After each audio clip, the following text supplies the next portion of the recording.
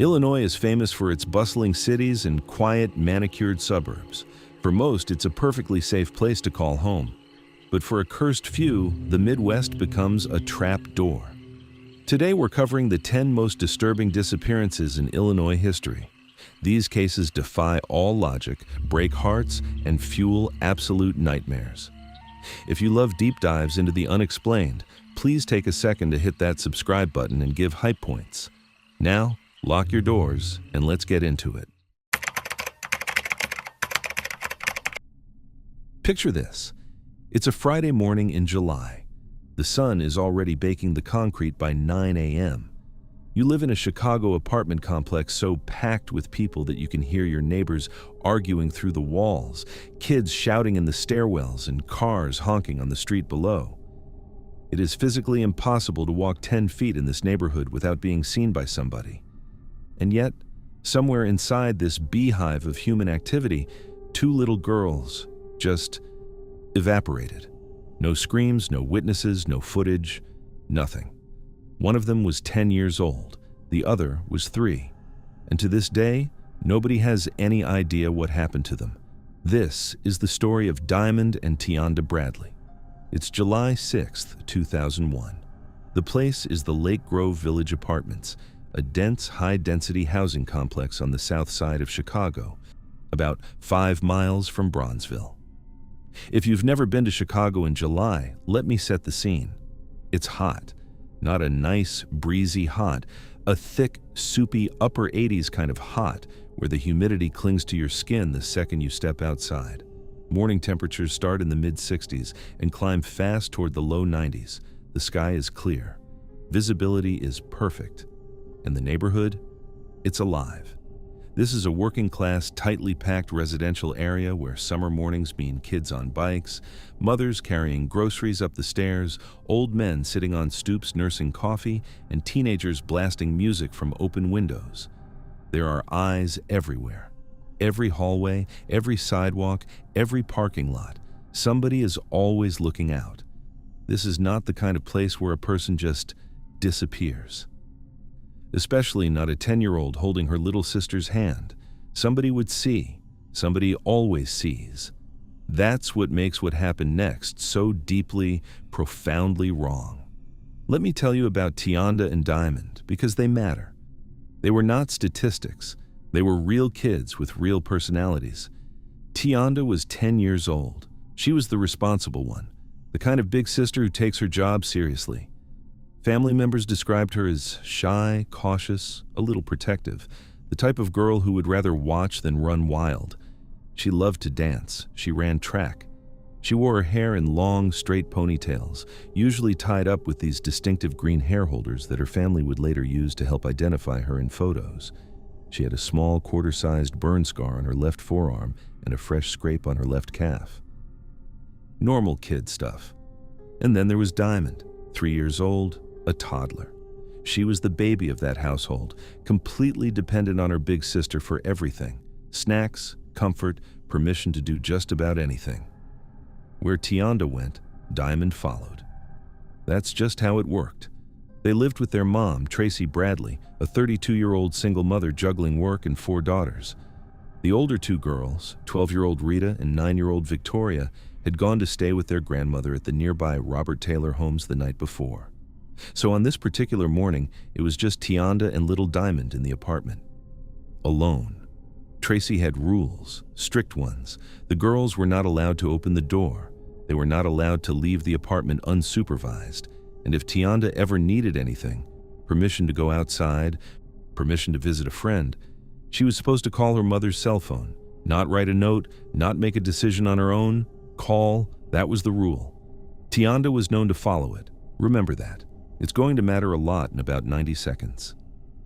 At 6 a.m., Tracy kisses her daughters goodbye and heads out the door for her morning shift. She locks the apartment behind her. Inside, Tianda and Diamond are presumably still half asleep, tucked in, safe. Hours pass. The morning rolls on. Tracy finishes her shift and heads home, probably expecting to walk in on her girls watching cartoons or eating cereal. She gets back to the apartment around midday. She unlocks the door. She steps inside. Silence. The apartment is empty. No TV on, no sounds from the bedrooms, no Tianda, no Diamond. Just stillness in a place that should be full of noise. And then her eyes fall on the couch, because there, resting neatly on the back of the sofa, is a handwritten note. This is the piece of evidence that's going to haunt this case forever. Let me explain why. The note is short. It says, essentially, that the girls have gone to the store and then to the playground at Doolittle Elementary School, which is about 2 blocks away. It's signed like it's from Tianda. On its face, it looks like exactly what you'd expect, a 10-year-old leaving a quick message so her mom wouldn't worry. Tracy calls the police almost immediately, and here's where the entire city of Chicago mobilizes. This becomes one of the largest missing persons investigations in the history of the Chicago Police Department. They search over 5,300 abandoned buildings. They sort through 42 tons of garbage. They dredge sewers, dumpsters, forest preserves, bodies of water. They interview over 100 registered sex offenders. They fill 25 filing cabinets with leads. They chase tips all the way to Morocco, and they find nothing.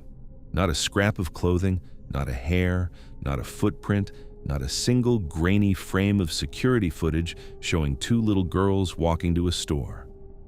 Now, this is where it gets strange. Let's talk about that note, because the more you look at it, the weirder it gets. First problem. Tianda was 10 years old, yes, but she was actively enrolled in summer school specifically because she was struggling badly with reading and writing. This was a kid who was behind grade level, a kid who was being remediated for literacy deficits. So when investigators looked at this note, they noticed something that made their skin crawl. The spelling was flawless. The grammar was clean. The sentence structure was almost too neat.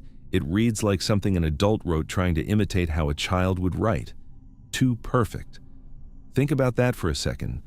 If you asked a struggling 10-year-old to quickly scribble a note to her mom explaining where she was going, would you really expect grammar school textbook level punctuation? Or would you expect misspelled words, messy handwriting, maybe a missing letter here and there?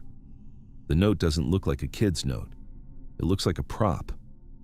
Second problem. Tianda didn't leave notes. That wasn't her behavior. Her family was crystal clear on this.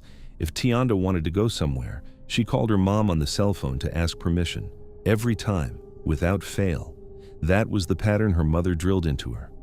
So why, on this particular morning, would Tianda suddenly break a rule she'd followed her whole life and leave a written message instead of just picking up the phone? She wouldn't. That's the answer. She wouldn't. Third problem. And this one is the biggest one for me. Tianda was obedient. She was cautious. She was shy. Her mother had explicitly told her, don't open the door, don't leave the apartment, don't go anywhere without permission. And Tianda, by every account from family and friends, was not the kind of kid who broke those rules. So are we really supposed to believe that on this one random Friday morning, this careful, responsible 10-year-old woke up and decided to take her 3-year-old sister by the hand, unlock the door, and walk out into a crowded Chicago neighborhood on her own, to go to a store she wasn't allowed to go to, with a toddler in tow? It doesn't fit. None of it fits. Now let's talk about the walk itself, because even if, for the sake of argument, we accept that Tianda did something totally out of character and decided to take Diamond to the playground, there's another problem. A huge one. This is not the wilderness. This is not some rural back road where you could disappear into the trees. This is a dense urban neighborhood in the middle of a summer morning. Bright sunlight, clear skies, pedestrians everywhere. The walk from their apartment to Doolittle Elementary was only about 2 blocks. 2 blocks.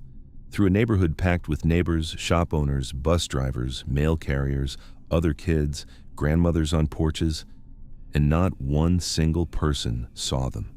Not one. Police canvassed that entire area aggressively, and nobody could place those girls on the sidewalk that morning. A 10-year-old holding a 3-year-old's hand is not an invisible sight. It's memorable. It's sweet. People notice little kids, especially people in a tight-knit neighborhood where everyone looks out for each other. And when police brought in tracking dogs, the dogs couldn't pick up a scent trail leaving the apartment building. Let that sink in. The dogs suggested the girls may never have walked out of that building on foot at all. So what does that leave us with? It leaves us with a terrifying possibility that the note was planted, that the walk never happened, and that whoever took those girls knew exactly when Tracy left for work, knew exactly who was in that apartment, and had enough access and enough calm to stage a scene before disappearing with 2 children, probably straight into a waiting vehicle, without a single witness. That's not a runaway. That's an extraction. A planned one. The years rolled on. The leads dried up. Tracy Bradley waited and waited and waited. Every so often, a new tip would surface and crack everything open again. In 2023, a woman in Texas came forward claiming she believed she was Diamond, that she had vague memories of being taken as a small child, and the math seemed to line up. For a brief, breathless moment, the family dared to hope. DNA tests were run, and the results came back negative. It wasn't her. Another dead end, another door slammed shut. Chicago police officially still classify this as an open case. But be honest, after more than 2 decades of silence, after thousands of leads, after 42 tons of garbage sorted piece by piece, after every sewer and forest preserve in the city searched, we are no closer to an answer than Tracy was when she walked into that empty apartment and saw the note on the couch. 2 little girls. A working mother's routine shift. A locked door. A note written in suspiciously perfect handwriting by a kid who couldn't spell. And a Chicago neighborhood full of people who somehow saw absolutely nothing on a bright, crowded July morning. Tianda would be in her 30s now. Diamond would be in her late 20s. Somewhere, maybe, somebody knows what happened in that apartment on July 6th, 2001. Somebody wrote that note. Somebody walked those girls out. Somebody remembers. The rest of us are just left staring at a sofa and a piece of paper and a silence that has lasted almost 25 years. Here's a fun little thought experiment for you. Imagine you're scared for your life. Genuinely, bone-deep scared. You've told your pastor that you're living with a murderer. You've told your sister that if anything ever happens to you, it won't be an accident. You are quietly, carefully planning your escape from a marriage that has become a prison. And then, one Sunday afternoon in late October, you simply vanish. And the man telling everyone where to look for your car? The man calmly explaining that you ran off with a mystery lover? He's a 30-year police sergeant. He knows exactly how investigations work. He knows exactly what a crime scene looks like. He knows exactly what to say, when to say it, and what not to leave behind. This is the story of Stacy Peterson. And it might just be the most unsettling missing persons case to ever come out of suburban Illinois. Let me paint you a picture. It's October 28, 2007. The place is Bolingbrook, Illinois, a neat manicured suburb about 30 miles southwest of downtown Chicago. If you've ever driven through a place like Bolingbrook, you know the vibe. Rows of tidy single-family homes, 2-car garages, jack-o'-lanterns on the porches, kids riding bikes down the sidewalk without a helmet because, hey, it's a safe neighborhood. Nothing bad ever happens here. The weather that day is doing that classic late October Midwest thing. Cool, overcast, a little moody. Temperatures sitting in the low 60s during the afternoon, dropping into the mid-50s by evening with a light wind rustling the last of the dying leaves off the trees. You can smell wood smoke in the air. Halloween is 3 days away. This is the kind of afternoon where everything looks completely, utterly normal from the outside. But here's the thing. Beneath that picture-perfect suburban surface, one particular house on one particular street is not normal at all, because inside that house, a 23-year-old mother is living in a slow-motion nightmare, and within a matter of hours, she is going to disappear from the face of the earth, and nobody to this day has ever found her. Let me tell you about Stacy, because you need to understand who she was before you can understand how wrong her disappearance is. Stacy Ann Cales was 23 years old, a young mom, 2 small kids, a boy and a girl, both still in that stage where they needed her for absolutely everything. She'd met her husband, Drew Peterson, when she was just 17 years old. He was 47 at the time, a Bolingbrook police sergeant, already on his 3rd marriage, already, by every account, a controlling, domineering presence in the lives of the women around him. And somehow, he convinced this teenage girl to marry him and become his 4th wife. By 2007, Stacy was 6 years into that marriage, and the romance, if there ever really was any, had curdled into something much darker. Drew monitored her constantly. He tracked her car with GPS. He called her cell phone obsessively throughout the day, demanding to know where she was, who she was with, what she was doing. The house functioned less like a home and more like a surveillance station. Her friends said she was exhausted, isolated, afraid. But here's what matters most. Stacy was devoted to her kids. Everyone agrees on this. Family, friends, neighbors, they all said the same thing. Those 2 little children were her entire world. She built her days around them. She fed them, bathed them, played with them, put them to bed. She was not a party girl. She was not some flighty young woman chasing a fantasy. She was a young mom trying to hold it together inside a house that was slowly crushing her. And she was getting ready to leave. 2 days before she disappeared, Stacy told her sister Cassandra that she was terrified Drew might hurt her. She said she was going to see a divorce attorney. She told her pastor, Reverend Neil Shorey, that she was living with a murderer. She even admitted that Drew had coerced her into providing a false alibi for him on the night his previous wife, Kathleen Savio, died in a bathtub back in 2004. Stacy was sitting on a secret that could destroy him, and she knew it. Now, hold that thought. We're going to come back to it. October 28, 2007, a Sunday. Around 10:15 in the morning, Stacy gets on the phone with a friend named Bruce Zyderich. He's asked her to help him paint an apartment in nearby Yorkville, and she says she's in. They agree to firm up the plans later. It's an ordinary call, nothing dramatic. That phone call is the last confirmed contact anyone outside the Peterson household ever has with Stacy Peterson. Drew's version of what happened next goes like this. He claims he woke up around 11 a.m. and realized Stacy had already left the house.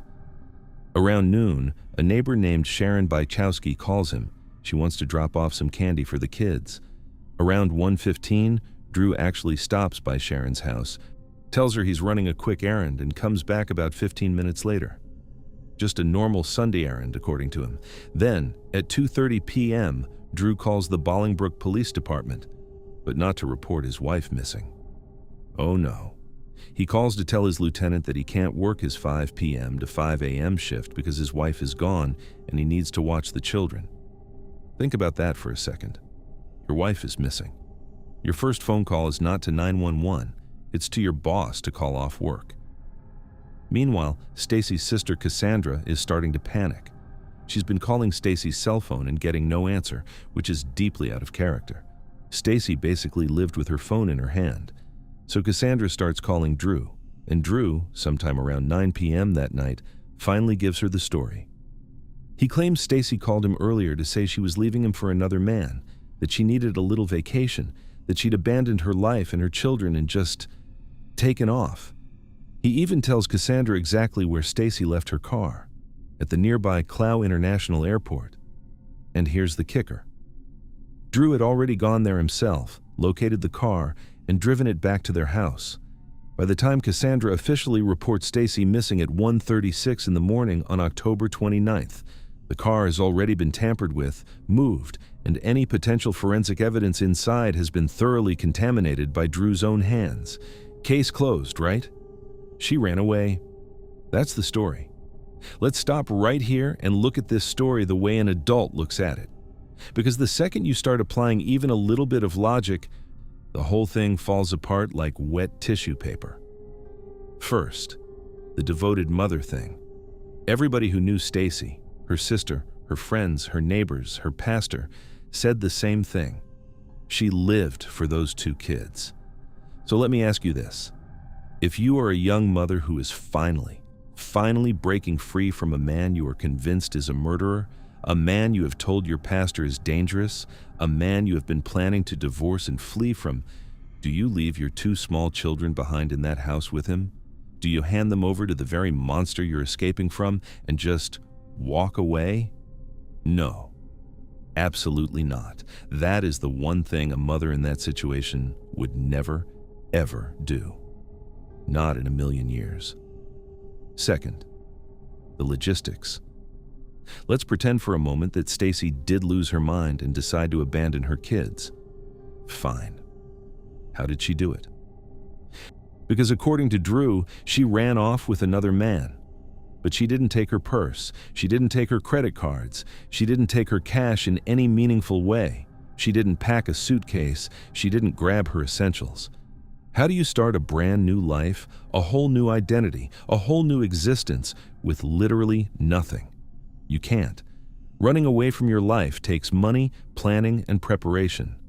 Stacy had none of it when she left. Third, the phone call. Drew's entire narrative hinges on a phone call he claims Stacy made to him around 9 p.m., telling him she was leaving. But nobody else heard that call. There's no voicemail, no independent witness, no recording. It's just his word. And his word is doing an awful lot of heavy lifting in this story, isn't it? Fourth, and this is the one you cannot, under any circumstances, ignore. Stacy was Drew Peterson's 4th wife. His 3rd wife, Kathleen Savio, was found dead in her bathtub in March of 2004. She was in the middle of a messy divorce from Drew. The tub was bone dry. Her body had unexplained injuries. And yet, somehow, her death was originally ruled an accidental drowning. Now, what are the odds? What are the mathematical odds that one man has one wife die in a freak 1 in a million bathtub accident, and then his next wife mysteriously vanishes off the face of the earth just 3 years later? That's not a coincidence. That's a pattern. And anyone with 2 working brain cells could see it the moment Stacy was reported missing. So why wasn't Drew immediately arrested? Why wasn't he dragged into an interrogation room, sweated for 18 hours, and charged on the spot? Because Drew Peterson was a 30-year veteran of the very police department that would have to investigate him. He knew the playbook. He knew what evidence mattered. He knew how long it takes to get a search warrant. He knew what a scene needs to look like. He knew what to say to the first officer on the scene, and he knew exactly what to leave out. And then there's the detail that keeps investigators up at night to this day. Drew's stepbrother, a man named Thomas Morphy, later came forward with a horrifying story. He claimed that on the evening Stacy disappeared, Drew had asked him for help moving a large sealed blue container from an upstairs bedroom into his SUV. And here's the part that will ruin your sleep. Morphy said the container was warm to the touch. Warm. Let that sit with you for a moment. Why would a sealed plastic container sitting in a house in late October be warm?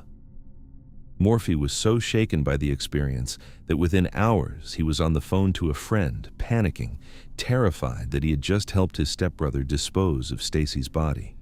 Divers have spent years searching the nearby Des Plaines River and the industrial canals around the Lockport powerhouse, looking for a large blue barrel. Nothing has ever been found. Years later, Stacy's sister Cassandra even hired a private team with advanced sonar equipment and claimed she saw what looked like a human figure under the water. Police dove the location. They came up empty. The circus that followed Stacy's disappearance was something else.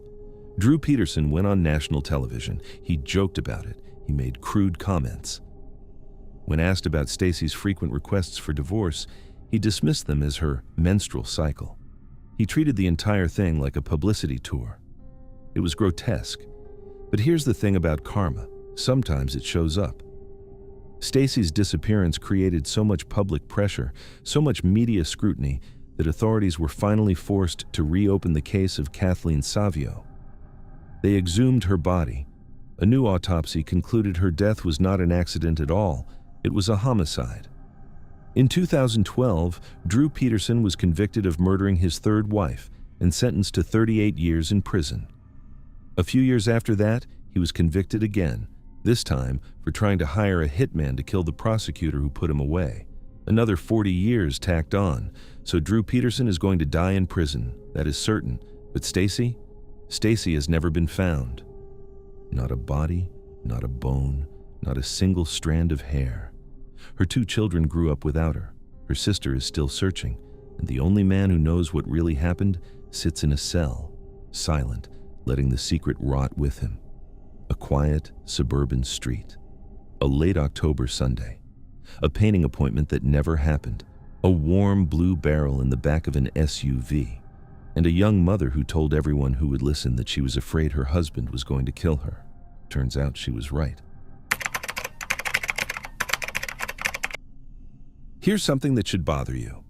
A 37-year-old mother of 2, a woman who built her entire life around being present for her kids, finishes her shift at her local elementary school, drives home to her big suburban house in a quiet Illinois neighborhood, and then, at some point in the next few hours, she just ceases to exist.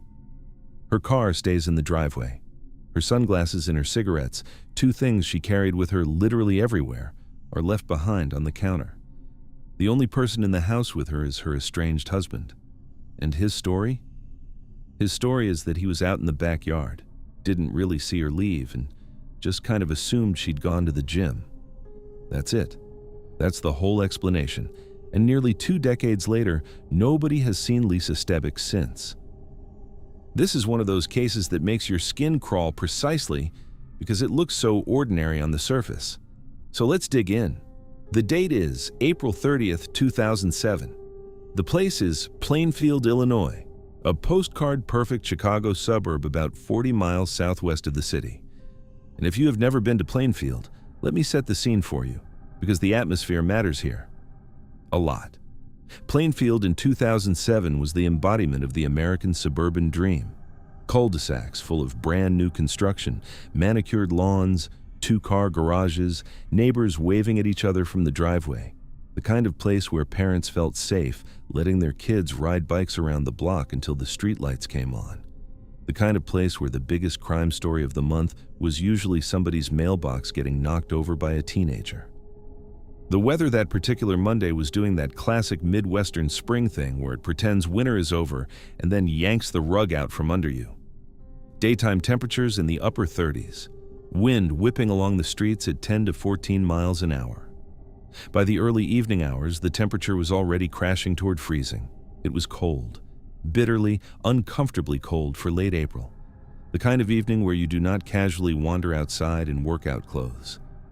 Now, in the middle of this picture-perfect, slightly miserable spring evening, sits a house at 13,244 Red Star Drive. From the outside, it's one of the nicest homes on the block. Over 8,700 square feet, vaulted ceilings, hardwood floors, a finished basement, an in-ground pool tucked into the backyard. Easily a $250,000 property. From the outside, it looks like proof that the people inside have made it. But here's the thing about beautiful houses. Sometimes the prettier the wrapping, the worse the thing inside. Let me tell you about Lisa Stebic, because she is the heart of this story. And you need to understand who she was. Lisa was 37 years old, a graduate of Kendall College with a degree in hotel and restaurant management, meaning this was a woman who had real credentials, real options, a real career path she could have followed if she'd wanted to. But she chose, very deliberately, not to. Instead, Lisa took a job working in the cafeteria at Lincoln Elementary School. Minimum wage. Hairnet, serving chicken nuggets to 100 screaming kids every day. Why? Why would a college-educated woman take a job like that? Because her 2 children, a 10-year-old girl named Lexi and a 12-year-old boy named Zach, went to that school. And working in the cafeteria meant Lisa had the exact same schedule they did. Same hours, same breaks, same vacation days, same summers off. She literally rearranged her entire professional life around the goal of being present for her kids every single moment she possibly could. I want you to really sit with that for a second. This is the kind of mother we are talking about. Not a flighty woman, not a party girl, not someone with a wandering eye or a secret double life. A woman who organized her career around her children's lunch period. Now, the marriage. Lisa had eloped to Jamaica back in 1993 with a guy named Craig Stebic. 14 years of marriage by the time we get to 2007, and by all accounts, those years had not been kind. As far back as 1995, just 2 years into the marriage, Lisa had filed for divorce, citing in court documents what she described as extreme and repeated mental cruelty. They reconciled. The marriage limped on. But by 2007, it was clear the wheels had finally come off. Craig, who earned about $80,000 a year, had filed for divorce in January. And here's the part that makes your stomach tighten. Lisa had recently sought counseling at a center for battered women.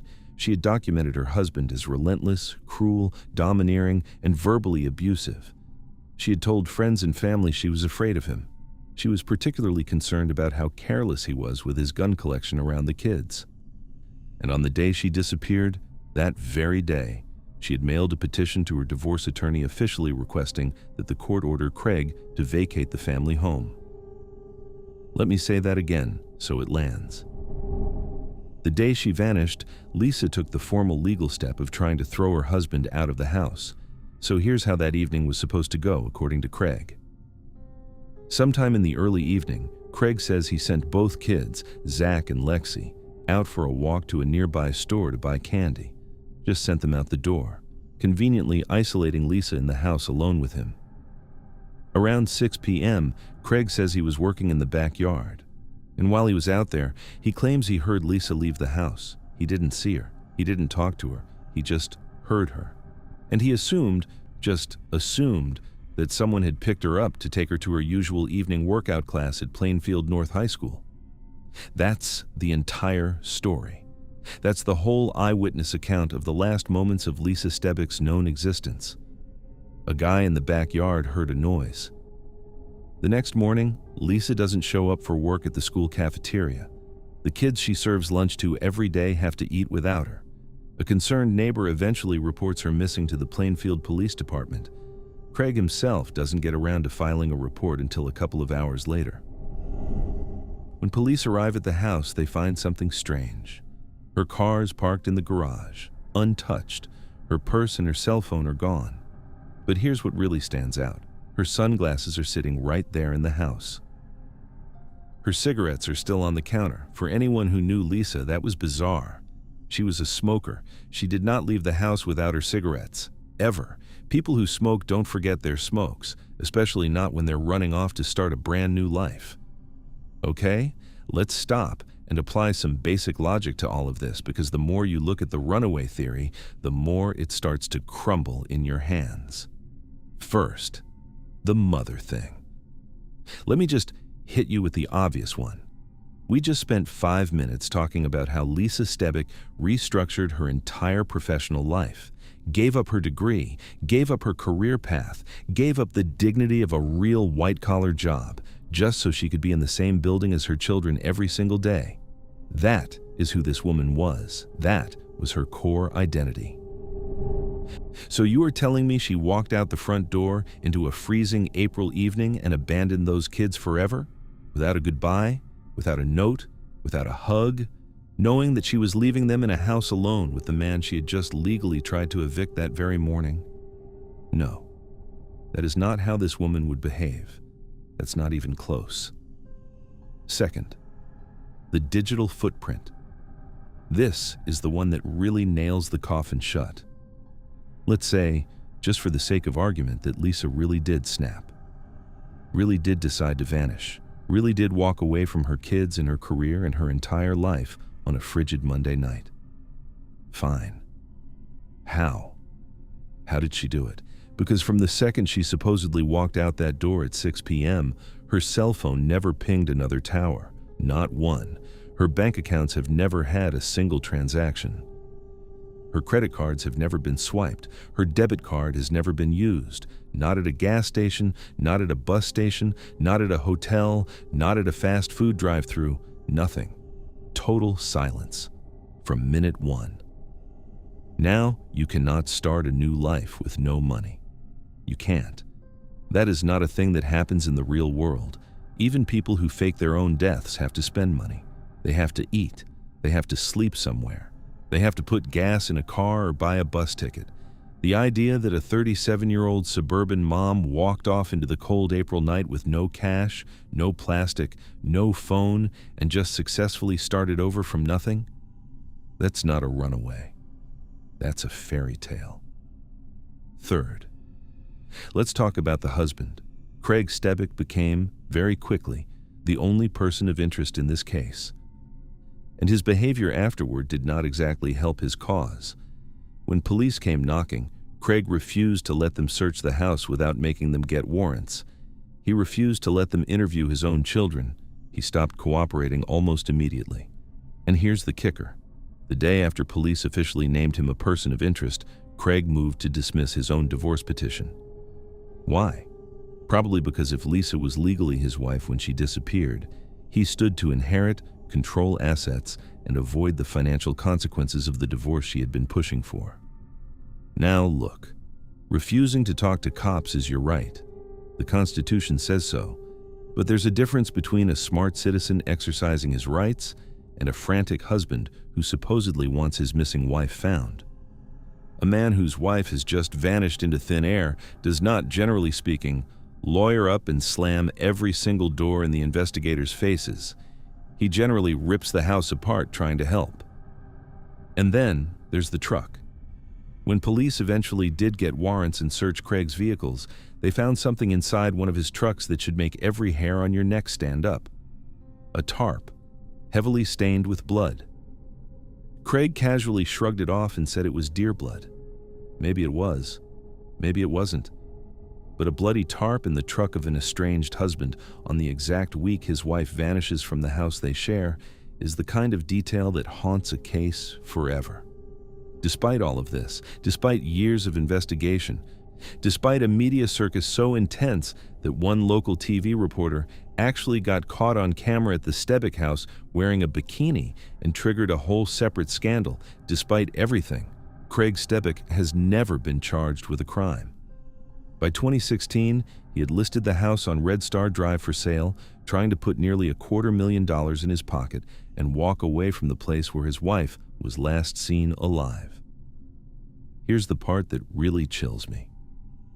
6 months after Lisa Stebic vanished from Plainfield in a neighboring suburb just up the road, another young mother named Stacy Peterson would also vanish into thin air under eerily similar circumstances, an estranged husband, an impending divorce, and a story that just didn't add up.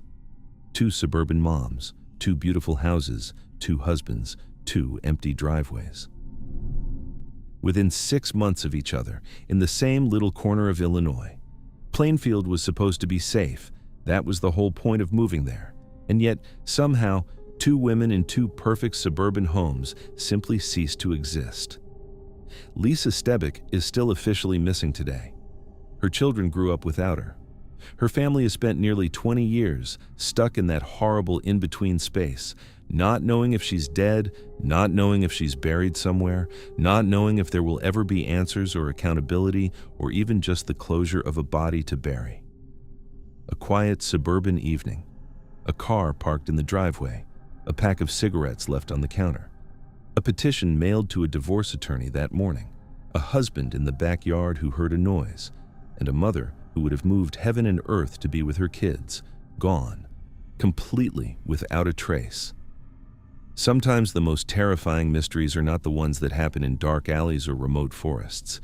Sometimes they happen in the prettiest house on the prettiest street in the prettiest little town. And sometimes the monster is already inside, sitting at the kitchen table. Imagine this. You are 13 years old. You have a sore throat. Your mom lets you stay home from school, tucks you into your warm bed, and heads off to work. You curl up under a familiar blue blanket in your pajamas, sip some water, maybe doze off. Outside your window, the temperature is so brutally cold that exposed skin will get frostbite in under 5 minutes. This is not cold. This is one of the most lethal cold snaps in the recorded history of the American Midwest. Stepping outside without a coat is essentially a death sentence.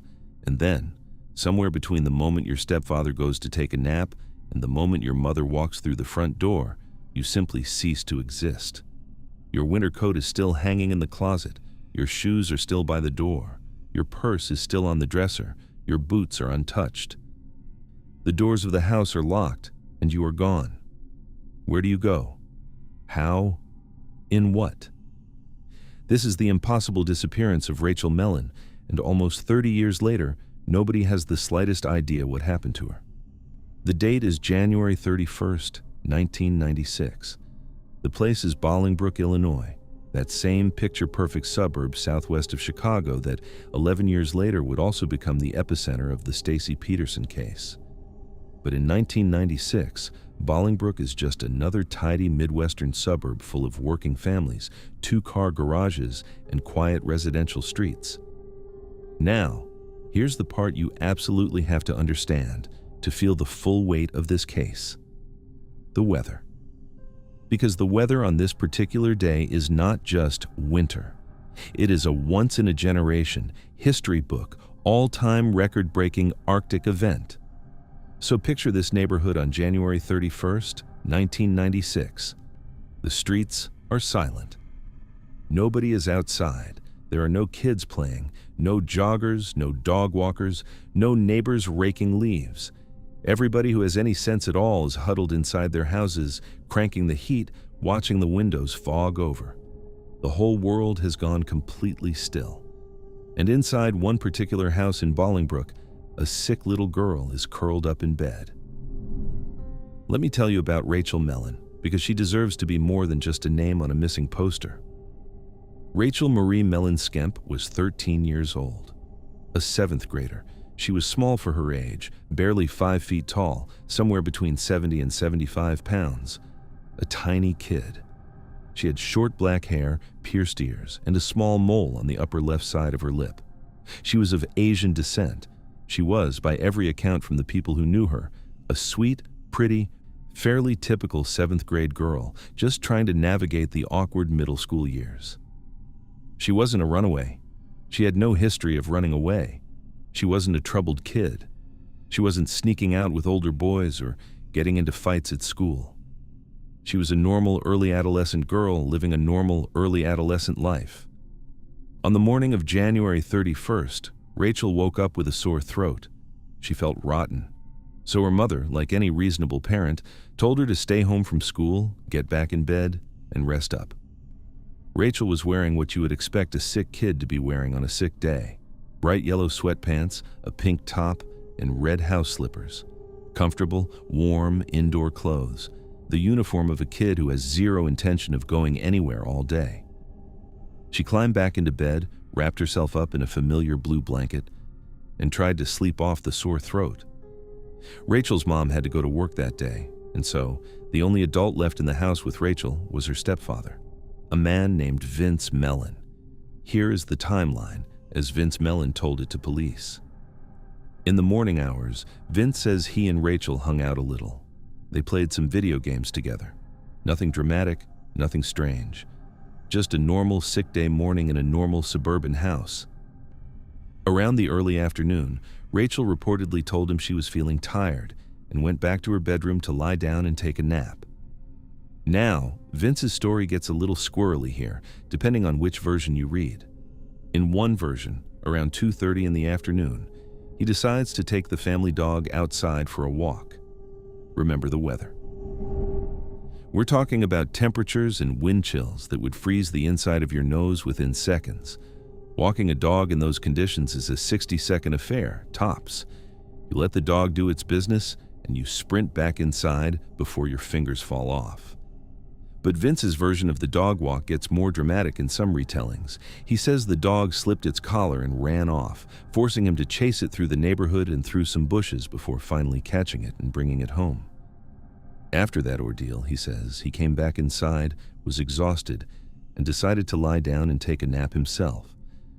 When he eventually woke up, supposedly hours later, he says he checked on Rachel. Her bedroom was empty. The blue blanket was gone. So were the pillows from her bed. But Rachel? Rachel was nowhere in the house. Then Rachel's mother came home, walked into the bedroom to tell Rachel dinner was ready, found nothing, and the panic began. Okay, stop. Let's apply some basic real-world logic to this story, because the second you do, the entire thing collapses.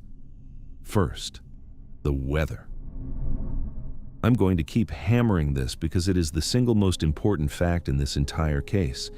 It was historically, lethally, apocalyptically cold outside. We are talking about temperatures where exposed human flesh begins to suffer cold injury within minutes. Now look at what was inside Rachel's house when police searched it. Her winter coat, hanging in the closet, untouched, her insulated boots, sitting by the door, untouched, her real outdoor shoes, still there, her purse, still in her room, her wallet, still in the purse, her keys, still inside. Every single thing a human being would need to survive even 5 minutes outside that house was left behind. So let's run the runaway theory. The theory says a sick 13-year-old girl with a sore throat in pajamas and red house slippers voluntarily walked out of her warm home into -30 wind chills, without a coat, without shoes, without money, without any of her stuff. That is not a runaway. That is a suicide. And nothing about Rachel's life suggested she was the kind of kid who would do something like that. She had no history of mental health crises, no history of running, no reason to walk into a frozen wasteland and end her own existence. Second, the locked room mystery. When police arrived at the Mellon house, they found something very telling. There were no signs of forced entry. None. The doors were locked. The windows were intact. Nobody had broken in. Nobody had jimmied a lock. Nobody had smashed a pane of glass. The house was a sealed box. So follow the logic with me. If Rachel did not voluntarily leave the house, and we have just established that she could not possibly have voluntarily left the house, and nobody broke in from the outside, then there are only two possible explanations left. Either Rachel opened the door herself for somebody she knew and trusted enough to let in, or the threat was already inside the house with her the entire time. There were only two people in that house that day, Rachel and her stepfather, Vince Mellon. Third, the scratches. When investigators sat down to interview Vince, they noticed something. Fresh red scratches on his face and on his arms, visible recent injuries, and they asked him about them. His explanation? Initially, he said he had gotten them working on a car. Later, the explanation evolved. They were from chasing the dog through the bushes outside. From the brambles, you see. From the branches. Nothing weird about it. But here's what investigators couldn't stop thinking. Do those marks look like scratches from bare twigs? Or do they look like the kind of marks left behind when somebody much smaller than you, somebody fighting for her life, claws at your face with her fingernails because she has no other weapon? Nobody can say for sure. But the question hangs in the air like a bad smell. Fourth, the missing blanket. This one is small, but it stays with you. The only items that were missing from Rachel's bedroom, besides Rachel herself, were the blue blanket she was wrapped in and her pillows.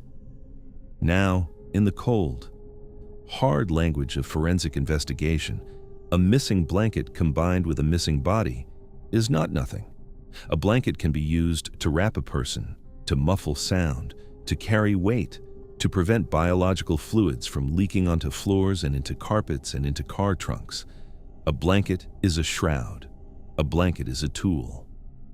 Fifth, the lack of curiosity.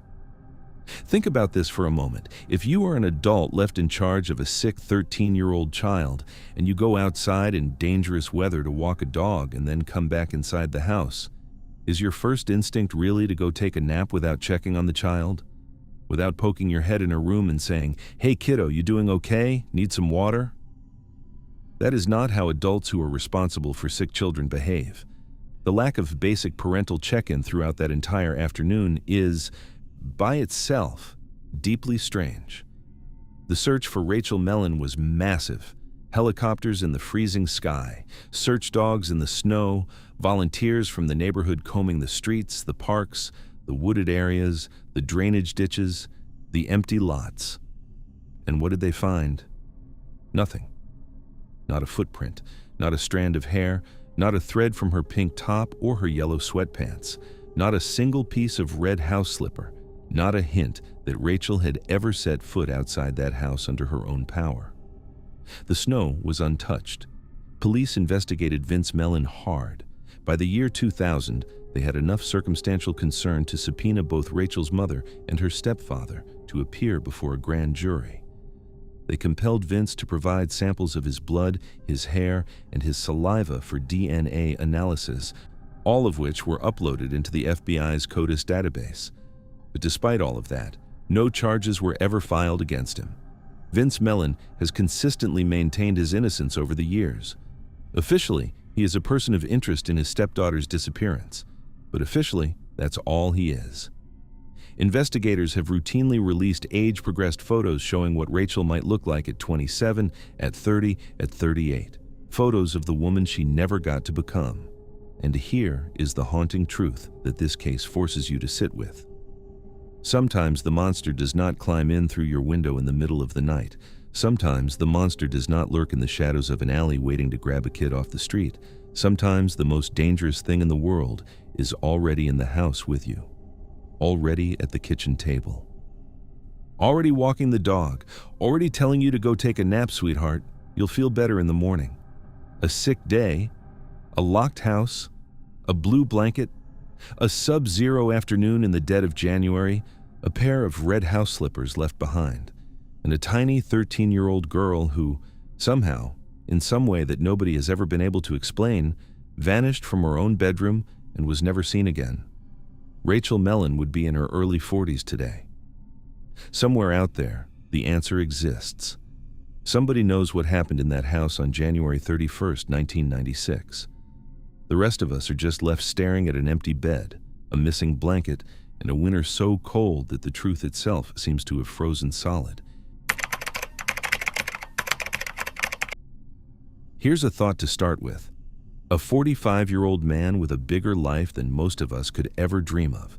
A successful business, a pilot's license, a vintage Rolex on his wrist, a packed schedule, and a band gig he had been looking forward to all week. Walks into his office on a Friday afternoon in February and is never seen again. His car's right where he parked it, his flight gear, untouched. His band stands on stage that night waiting for their frontman, and the frontman never arrives. 6 months later, in a coincidence so suspicious it borders on insulting, the entire building he was last seen in catches fire and burns to the absolute ground. Every paper, every hard drive, every speck of potential forensic evidence, gone, reduced to ash. This is the disappearance of John Spira, and the deeper you dig into it, the more you start to feel like somebody, somewhere, is laughing at the people still trying to find him. The date is February 23rd, 2007. The place is an industrial business park in West Chicago, Illinois, an unincorporated stretch along County Farm Road near North Avenue, in a quiet little circle called King Richard Circle.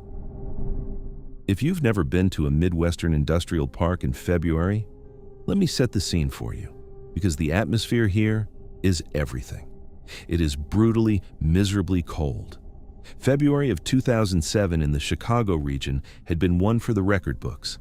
Just 10 days earlier, on February 13th, a major blizzard had hammered the area, dumping snow across the suburbs and burying the landscape under a thick frozen crust. Wind chills had been dropping to 30 below zero. The kind of cold that makes your face hurt the second you step outside. The snow on the ground hadn't gone anywhere. It had just hardened into ice, packed down in the parking lots, glittering under the orange sodium lights of the business park. And here's the thing about industrial business parks after hours. They die. During the day, there's noise, trucks coming and going, employees in Carhartt jackets standing around smoking, forklifts beeping, garage doors rolling up and down. But the second the workday ends, total stillness. The lights in most of the buildings go dark, the parking lots empty out, The only sounds are the wind whipping through the chain-link fences and the distant hum of the highway. There are no neighbors, no pedestrians, no witnesses. Just a long, bleak stretch of warehouses and metal siding with shadows in every direction. It is the perfect place for something terrible to happen and for nobody to ever know about it. Let me tell you about John Spira, because he is one of the most colorful, larger-than-life people we are ever going to talk about on this channel. John was 45 years old, about 5 feet 8 inches tall, 160 pounds, hazel eyes, a receding hairline, and an aviator's swagger that made people remember him. His friends in the local music scene didn't even call him John most of the time. They called him Chicago Johnny. He was a U.S. Army veteran who had served at Fort Carson. He was a licensed pilot who flew out of DuPage Airport, where he ran a side venture called Flight Matrix. He was the co-owner of a successful business called Universal Cable Construction. And, most importantly to the people who knew and loved him, he was the frontman and lead guitarist of a well-known local blues band called the Rabble-Rousers. Picture a guy who wakes up in the morning, runs a 6-figure utility company, files a flight plan in the afternoon, and then plays a packed bar room until 2 in the morning, shredding blues licks. That was John Spira. He lived life at maximum velocity. He was the kind of guy who, by every account from the people who knew him, did not miss commitments. He showed up. Always. He didn't flake on dinners. He didn't flake on band gigs. He didn't flake on business meetings. Reliability was part of his identity. Now, like a lot of our cases, John's personal life had some complications. He was about 2 years into a long, drawn-out divorce from his estranged wife, Suzanne. The divorce was supposedly nearing its final settlement, scheduled to be wrapped up just a couple of weeks later, on March 8th. There was real money on the table. There were assets to divide. A business, a house. The two of them, oddly enough, were still living under the same roof during this entire process, even though John had a girlfriend on the side. By all accounts, John and Suzanne were maintaining a working relationship, keeping things civil. But anyone who has ever been through a contentious divorce knows that civil is often a very thin veneer stretched over a lot of resentment. On the day he vanished, John was dressed sharp. Blue jeans, a black turtleneck sweater, black shoes, an olive green aviator flight jacket, a Rolex watch on his wrist. He looked like a man who had places to be. Here is what we know about John Spira's final hours.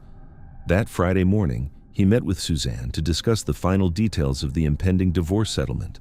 At some point during the workday, he made his way to his office at Universal Cable Construction in the Industrial Park. He was working late, as he often did. Around 7 p.m., he picked up his cell phone and made a call to a friend, enthusiastically confirming their plans for an 8:30 p.m. dinner date over in nearby Oak Brook. The friend he was talking to said John sounded normal, excited even, looking forward to the night. At 7:15 p.m., just 15 minutes after that phone call, John's business partner, a man named Dave Stubben, says he left the office. According to Stubben, when he walked out the door, John was alive, well, and still inside the building. The only other person there at that moment, Stubben claims, was a third-party vendor who was wrapping up some work. 8:30 p.m. arrives in Oak Brook. John's friend is sitting at the dinner spot waiting. John doesn't show up. This is, by itself, a 5-alarm fire. John Spira does not miss a dinner date. He just doesn't. Cellular tower forensics later confirmed that John's mobile phone kept pinging towers near the business right up until precisely 11 p.m. that night. After 11 p.m., the signal goes dead. Total silence. The next night, Saturday, his band the Rabble-Rousers have a gig. The lights are up. The drummer is there. The bassist is there. The crowd is starting to file in. And the frontman, Chicago Johnny, the heart and soul of the band, the guy who never ever missed a show, is a no-show. The bandmates start frantically calling his phone. Nothing. Voicemail, nothing. Voicemail. And just like that, the alarm bells start ringing for everyone in his life. Okay? Let's stop and really look at this, because this is where the case gets ugly. First, the musician's code. We just spent a few minutes establishing who John Spira was. He was the frontman of a working blues band. He had a gig the very next night, the kind of gig he lived for. The kind of thing that, if you know anything about working musicians, you'd practically have to be in a hospital bed to miss. So let me ask you the obvious question. If John Spira decided, at some point on Friday afternoon, that he was going to walk away from his life, abandon his business, his money, his pilot's license, his cars, his girlfriend, his soon-to-be ex-wife, and his entire identity, why would he do it the night before a gig he had been hyped about all week? Why not skip the gig too? Why not vanish on a Sunday or a Tuesday? It makes no sense, unless, of course, he didn't choose to vanish at all. Second, the physical anchors. John's truck was found right there at the property. But here's the strange part. Investigators discovered that the truck wasn't parked in his usual spot. It had been moved to the back of the lot, kind of tucked out of the way, almost like somebody had repositioned it after the fact. His flight gear, still accounted for. His Rolex, he was wearing it. None of his money was touched after that night. His bank accounts went into total radio silence. None of the things a man uses to start a new life on the run were ever activated again. None of them. Third, the shattered alibi. This one is the big one. Remember Dave Stubben, the business partner, who told detectives he left the office around 7 or 7:15 p.m., leaving John alone with that outside vendor? Police did the responsible thing and tracked down the vendor, and the vendor told them something completely different. The vendor said that when he walked out of the building, both John and Dave Stubben were still inside, together. Just the two of them. And it gets better. A second, completely unrelated subcontractor who didn't even know the first vendor independently corroborated that same account. So you have two separate witnesses saying that the business partner was lying about when he left and who was the last person in the building with John Spira. That is not a small inconsistency. That is a man getting caught red-handed in a fundamental lie about the very minute his partner disappeared. Fourth, the plastic wrap. I'm not kidding. On the exact night John vanished, employees at Universal Cable Construction reported that a massive industrial-sized roll of heavy-duty plastic wrap went missing from the warehouse. Now, in any other context, missing plastic wrap is a footnote. In the context of a man vanishing from that exact warehouse on that exact night.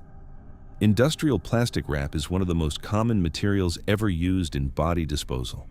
It contains fluids. It makes things easier to move. It prevents trace evidence from leaking out. The fact that this specific item went missing on this specific night is not a coincidence. It is a screaming, blinking neon sign. Fifth, the fire. Oh, the fire. Listen carefully. Exactly 5 months after John Spira disappeared, in September of 2007, Universal Cable Construction, the literal building where John was last seen alive, the center of the entire investigation, caught fire and burned to the ground. $750,000 in damages, total destruction, every paper record, every financial document, every potential blood spatter, every trace of fiber or hair or anything that a forensic team might one day come back with better technology to analyze. Gone. Vaporized, reduced to ash. You tell me with a straight face that the building where a man mysteriously disappeared just happens to randomly catch fire and burn completely to the ground 5 months later. Tell me that doesn't feel like the world's most convenient accident. Because in the cold logic of an investigation, a fire of that magnitude in that location at that time is not an accident. It is an erasure. It is somebody finishing the job. It is a cover-up so brazen it almost dares you to do something about it. For nearly 2 decades now, John's sister, Stephanie McNeil, has refused to let this case die. She has been relentless. She has hounded police, hounded reporters, hounded anyone who will listen, trying to keep her brother's name out there in the public consciousness. She has publicly aired her suspicions about both the business partner and the estranged wife. Suzanne, John's wife, passed away in 2016. Taking whatever she may or may not have known about that Friday night with her into the grave. The DuPage County Sheriff's Office has officially stated that while John Spira's case remains classified as a missing person investigation, It is presumed to be a homicide. Let me say that again. Presumed to be a homicide. The cops who worked this case do not believe John walked away. They believe somebody killed him. They just have not been able to prove who or how or where. Was it the business partner, panicked over money or embezzlement or some hidden financial fraud, deciding that a dead partner was easier than a living one? Was it tied to the divorce, to the assets that were about to be split, to a quiet domestic resentment that had finally curdled into violence? Was it some combination of factors, a perfect storm of motive and opportunity that lined up on one particular Friday night in a freezing industrial park where nobody was around to see anything? Whoever did this, they were smart. They moved his truck. They took the plastic wrap. They scrubbed the scene. And then, when they realized that even a scrubbed scene might one day yield evidence, they came back 5 months later and burned the entire building to the ground just to be safe. That is not the work of a panicked killer. That is the work of someone calm, methodical, patient, someone who knew John, someone who had access, someone who is, in all likelihood, still walking around free today. A bitterly cold Friday night, a silent industrial park, a guitar that never got played, a roll of plastic wrap that vanished into thin air, a building that conveniently burned to the ground, and a beloved blues musician named Chicago Johnny, who walked into his office at the end of the work week and was never seen again. The rabble-rousers eventually had to find a new frontman. The band plays on. But somewhere out there, in someone's silent memory, the truth about what happened to John Spira on the night of February 23, 2007, is still alive, still breathing, still waiting. The fire took the building. The fire took the evidence. But the fire didn't take the truth. It just buried it deeper. And until somebody finally talks, that frozen Friday night in West Chicago is going to keep echoing, quietly, faintly, like the last note of a blues song fading into the dark. Picture this: 2 teenage girls, sisters, completely obsessed with Elvis Presley. They've seen his new movie 10 times already, and tonight they're going for an 11th. Their mother kisses them goodbye, hands them exactly $2.50, with strict instructions to set aside 50 cents for the bus ride home, and watches them bundle up in their winter coats and walk out the front door into a freezing December night. They are happy. They are giggling. They are doing what teenage girls in 1956 are supposed to do on a Friday night between Christmas and New Year's. And then, somewhere between the popcorn line at the theater and their own front porch, both of them simply disappear off the face of the earth. 25 days later, a construction worker driving down a desolate country road thinks he spots a couple of discarded mannequins in the snow. They aren't mannequins. This is the story of the Grimes sisters. And nearly 70 years later, the city of Chicago still hasn't recovered from it. The date is December 28, 1956. The place is the McKinley Park neighborhood on the southwest side of Chicago. And to really feel this story, you have to understand what 1956 Chicago felt like, because it is a world that doesn't really exist anymore.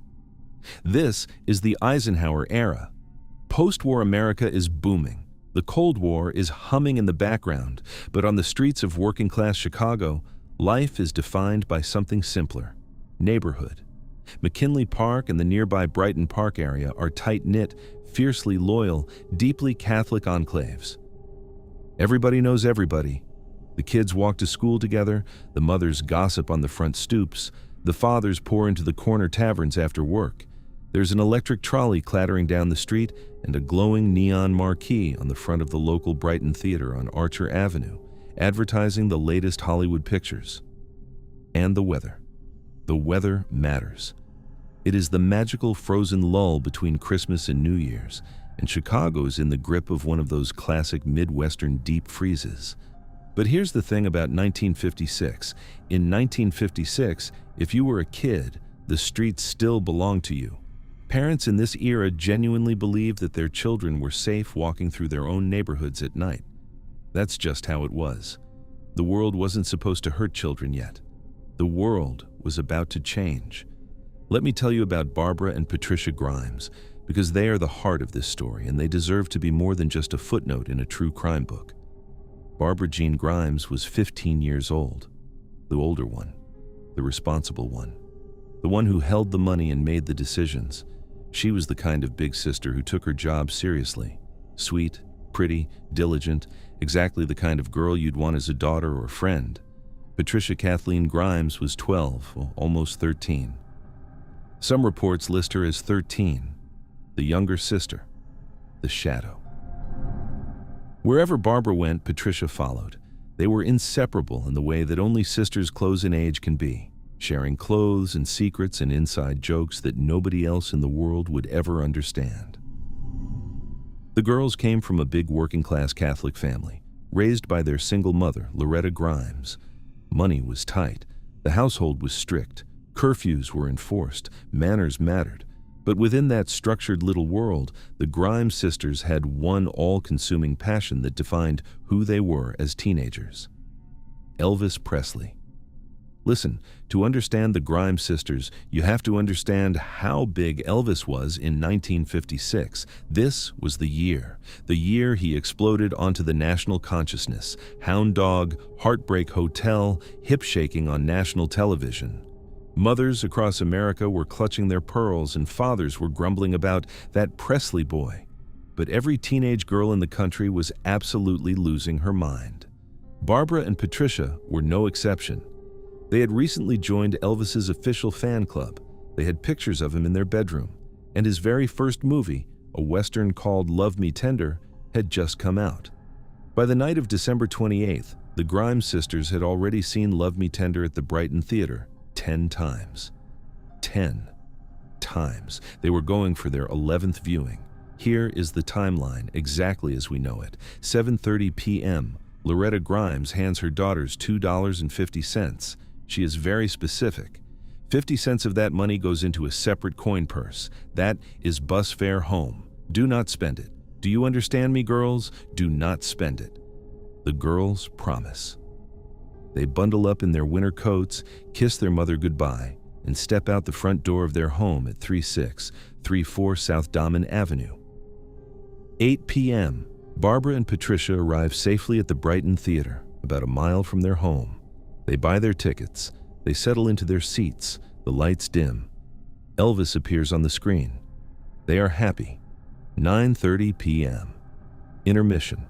A school friend named Dorothy Weinert and her younger sister are also at the theater that night, and they spot Barbara and Patricia standing in the lobby in the popcorn line. The girls look completely normal, smiling, chatting, no distress, no strangers hovering nearby, no sign of anything wrong. The Grimes sisters wave hello and go back to their seats to watch the second screening.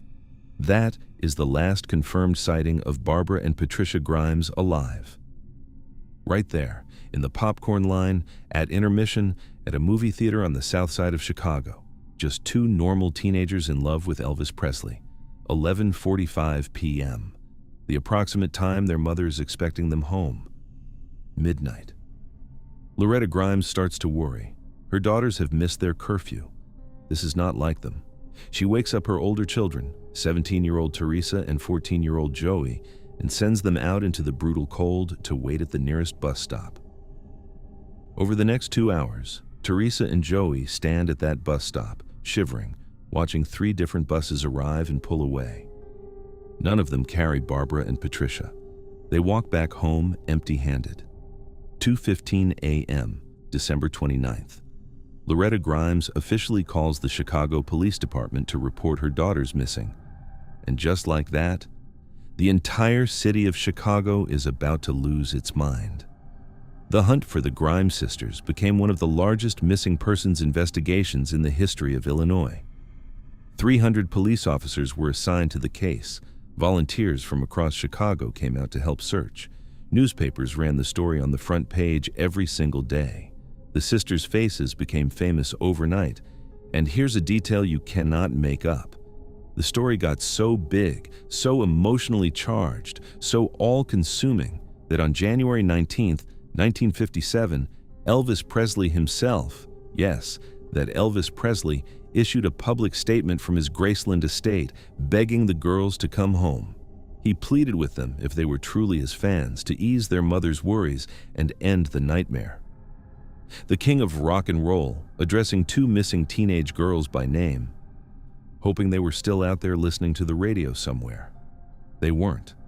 3 days later, on January 22, 1957, a man named Leonard Prescott was driving along a remote, desolate stretch of German Church Road in the unincorporated rural area of Willow Springs, southwest of Chicago.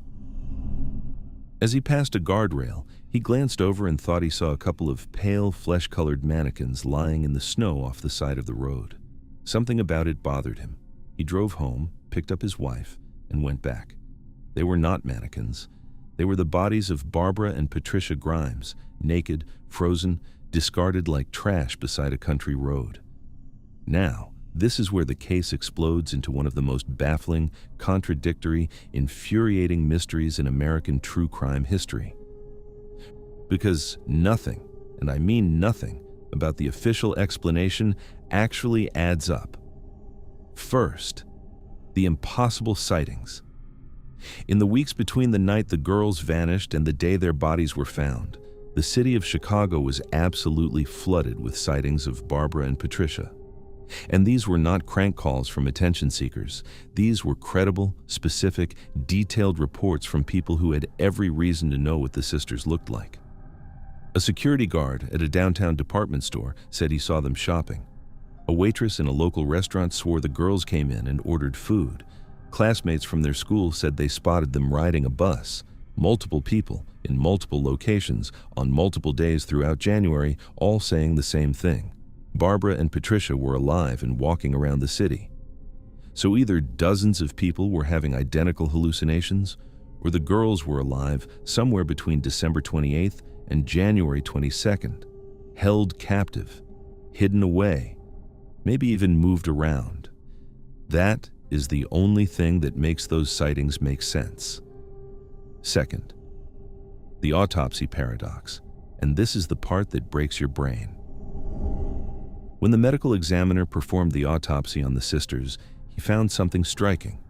Their last known meal, the food their mother had cooked them at home before they walked to the theater that night, was still largely undigested in their stomachs. Scientifically, that means one thing. They died within hours of leaving the house on December 28th. Not days later, not weeks later, hours. The official conclusion was that the girls were dead within 5 hours of being seen at the popcorn line. So now you have a problem. A massive, irreconcilable problem. If the girls died on the night of December 28th, then who were all those people seeing in January? And if all those people were really seeing them in January, then the autopsy is wrong. You cannot have it both ways. Either the medical evidence is correct and dozens of credible witnesses are all somehow mistaken, or the medical evidence is flat out wrong, and the girls were held alive somewhere for weeks before being killed. The Cook County chief investigator at the coroner's office at the time, a man named Harry Gloss, publicly tore into the official conclusion. He argued, loudly in the press, that the girls had been held in a warm environment for days, possibly even weeks, and only dumped naked in the snow much later. After the freezing temperatures and the ice on the bodies created the illusion that they had died on the night they vanished. Gloss was eventually pushed out of his job for refusing to shut up about it. Third, the cause of death. This is the part that should make your blood pressure spike. The official cause of death listed on Barbara and Patricia Grimes's autopsy reports was, I want you to really hear this, secondary shock due to exposure to cold. Exposure.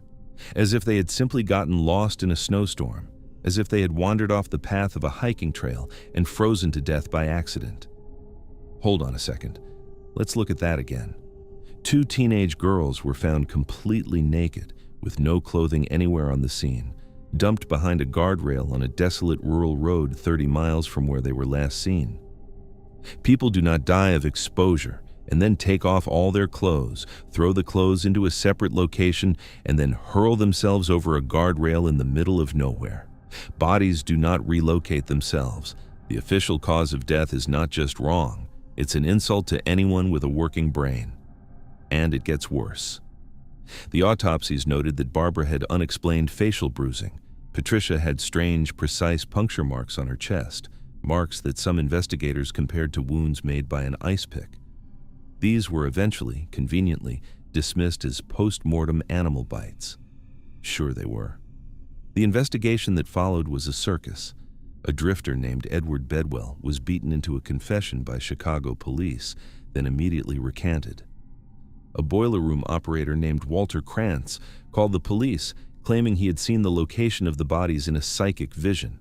And astoundingly, the location he described turned out to be almost exactly where the bodies were found. Investigators were never able to figure out if he was actually psychic or simply involved. Local mob figures were whispered about. Joyriding teenage gangs from the neighborhood were rumored to have given the sisters a ride that turned deadly. Theories piled on top of theories. Suspects came and went. Nobody was ever charged. Nobody was ever convicted. Nobody was ever held accountable. The Grimes sisters' case shattered something in 1950s, Chicago that never grew back. Parents stopped letting their kids walk to the movies alone. The streets felt different. The neighborhood that had once been the safest place in the world suddenly wasn't. A generation of Chicago mothers carried the names Barbara and Patricia with them for the rest of their lives, and you can still find old-timers in McKinley Park today who get a faraway look in their eyes when you bring it up.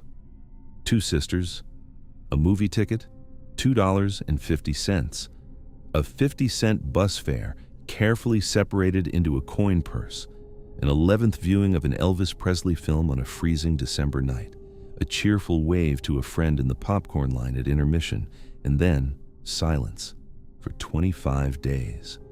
Until a man driving past a guardrail thought he saw a couple of mannequins in the snow. Almost 70 years have passed. Barbara would be in her 80s now. Patricia would be right behind her. They might have been grandmothers. They might have lived long, full, happy lives. Instead, they belonged to history, frozen forever as two teenage girls in love with Elvis, walking out the front door of a little house on South Dahmen Avenue, never to return. Somebody knows what happened on German Church Road. Somebody is known for nearly 7 decades. And somewhere out there, in some forgotten corner of an old Chicago neighborhood, the truth about the Grimes sisters is still waiting to be told. It just hasn't been told yet. Here's a thought experiment for you. Imagine you're a 41-year-old suburban mom, 3 sons at home, a nice house in an affluent town, a husband, a life. And one weekend you tell your family you're heading north for a relaxing little girl's getaway with a friend. Wisconsin. A change of scenery, some wine, some laughs, just a normal weekend. Except you don't go to Wisconsin.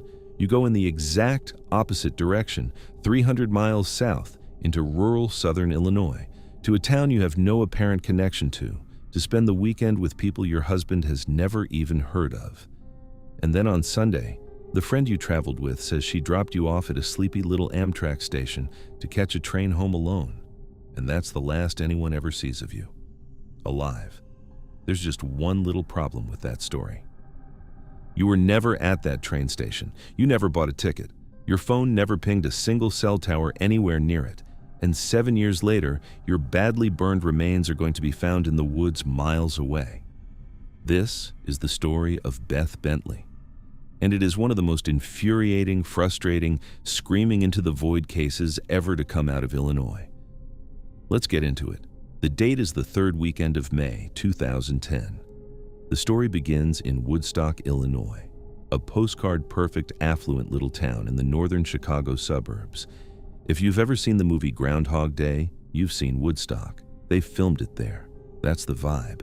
A picturesque town square with a gazebo in the middle, old brick storefronts, wide tree-lined streets, manicured lawns, soccer practice on Saturday mornings, PTA meetings on Tuesday nights. The kind of place where the worst thing that's supposed to happen on a quiet Sunday is somebody letting their dog poop on the wrong neighbor's lawn. But this story doesn't stay in Woodstock. Not even close. Because to understand what happened to Beth Bentley, you have to understand the absolutely massive geographic detour that takes us from that picture-perfect northern suburb all the way down to rural southern Illinois, to a town called Mount Vernon, and a tiny stop called Centralia, where the cornfields stretch to the horizon and the back roads cut through dark woods that swallow up sound. 300 miles, 5 hours of highway, an entirely different world.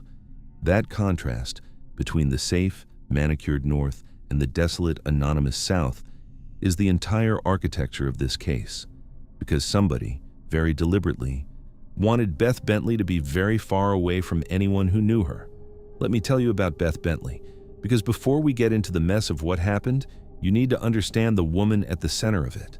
Benedetta Beth Bentley was 41 years old in May of 2010, a wife, a mother of 3 boys.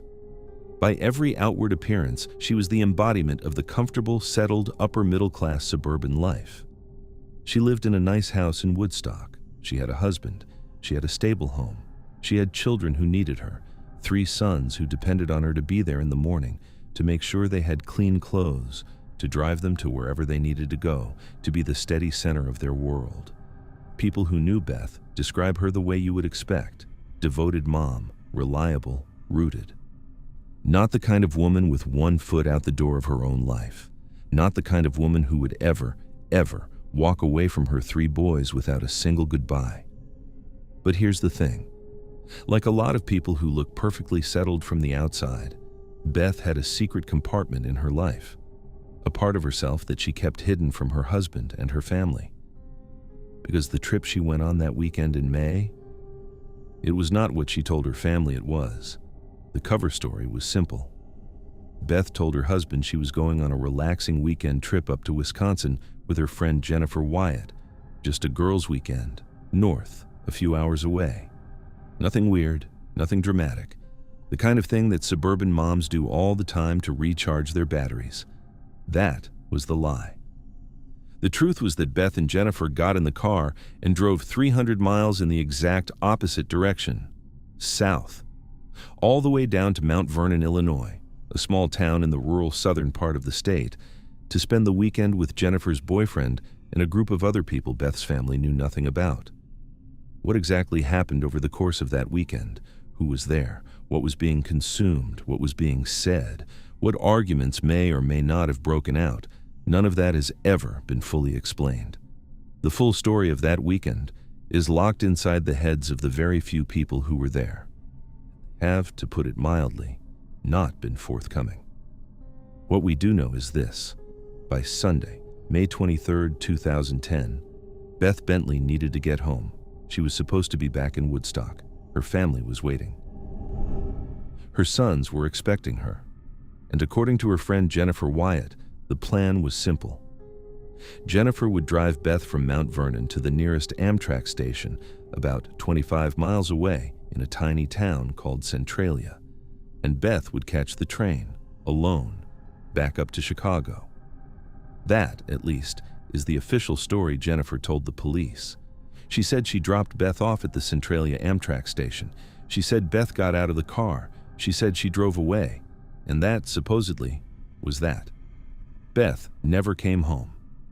When Sunday night came and went and Beth still wasn't back, her family started making frantic phone calls.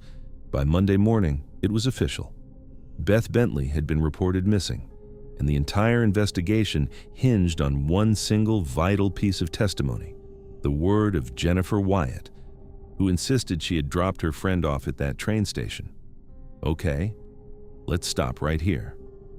Because when investigators started actually checking Jennifer's story against the cold, hard facts of the modern digital world, the entire narrative fell apart. Not slowly, not partially, completely. Like wet cardboard in the rain. First, the phantom train. Let's apply the most basic logic in the world. If you are dropped off at an Amtrak station in 2010 to take a train home, you have to do certain things. You have to buy a ticket. There has to be a record of that purchase, a credit card transaction, a cash receipt, something. You have to physically board the train. A conductor has to scan your ticket, and modern train stations, even the small ones, have cameras. Lots of cameras. So when investigators contacted Amtrak and asked them to pull every single piece of digital evidence they had from that day, every ticket purchase, every passenger manifest, every camera angle, what do you think they found? Nothing. Absolutely nothing.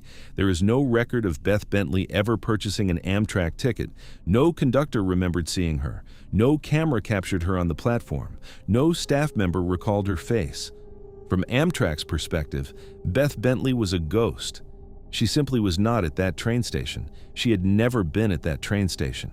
The single, central, foundational claim of Jennifer Wyatt's entire alibi has zero supporting evidence anywhere in the entire passenger rail system.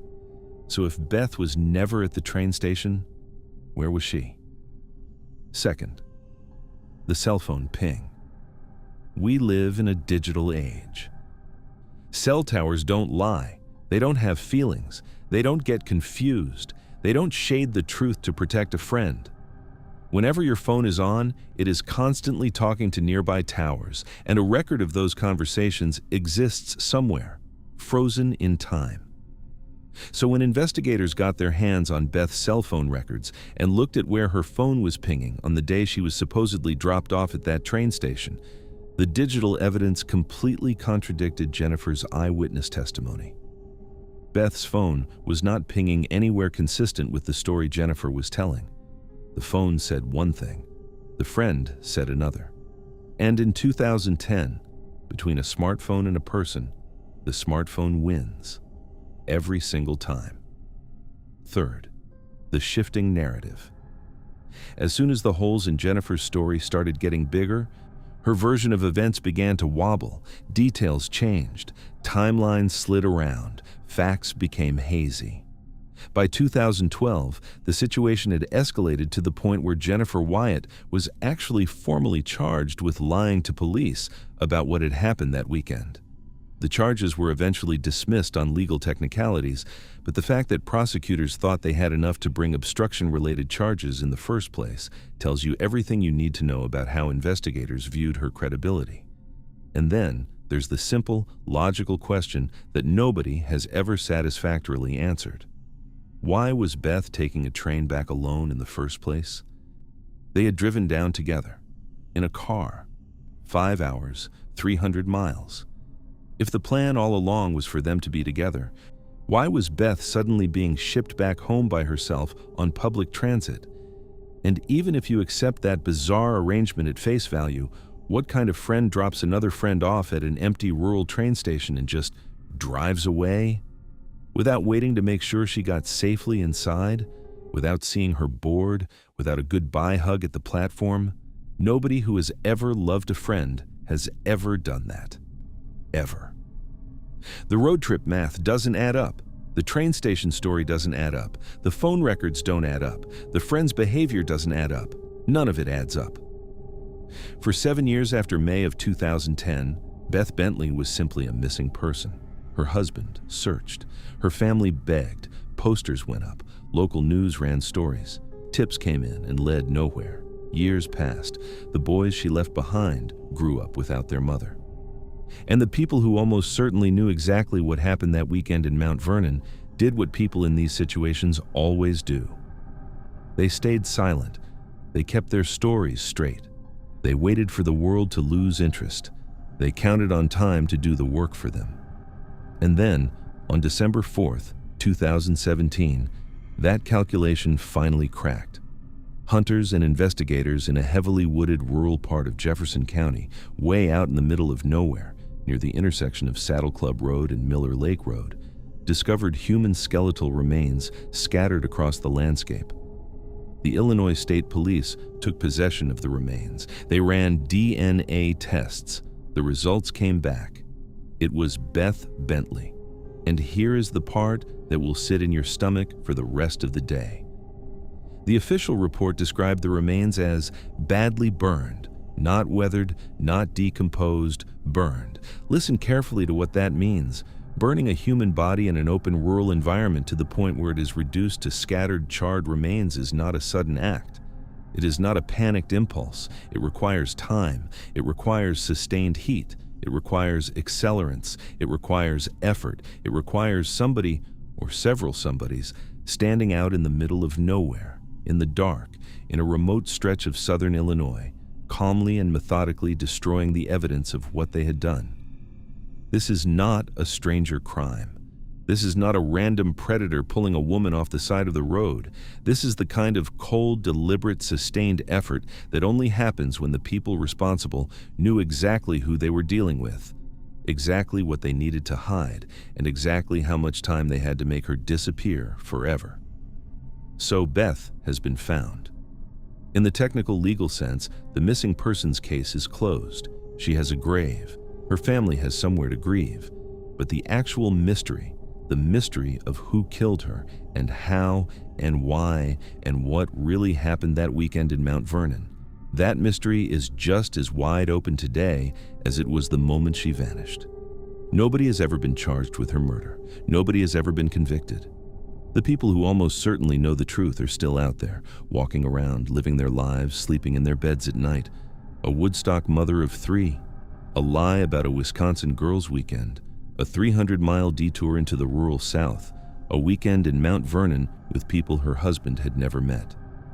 A train station alibi that was scientifically, provably, absolutely impossible. A phone that never pinged the towers it should have pinged.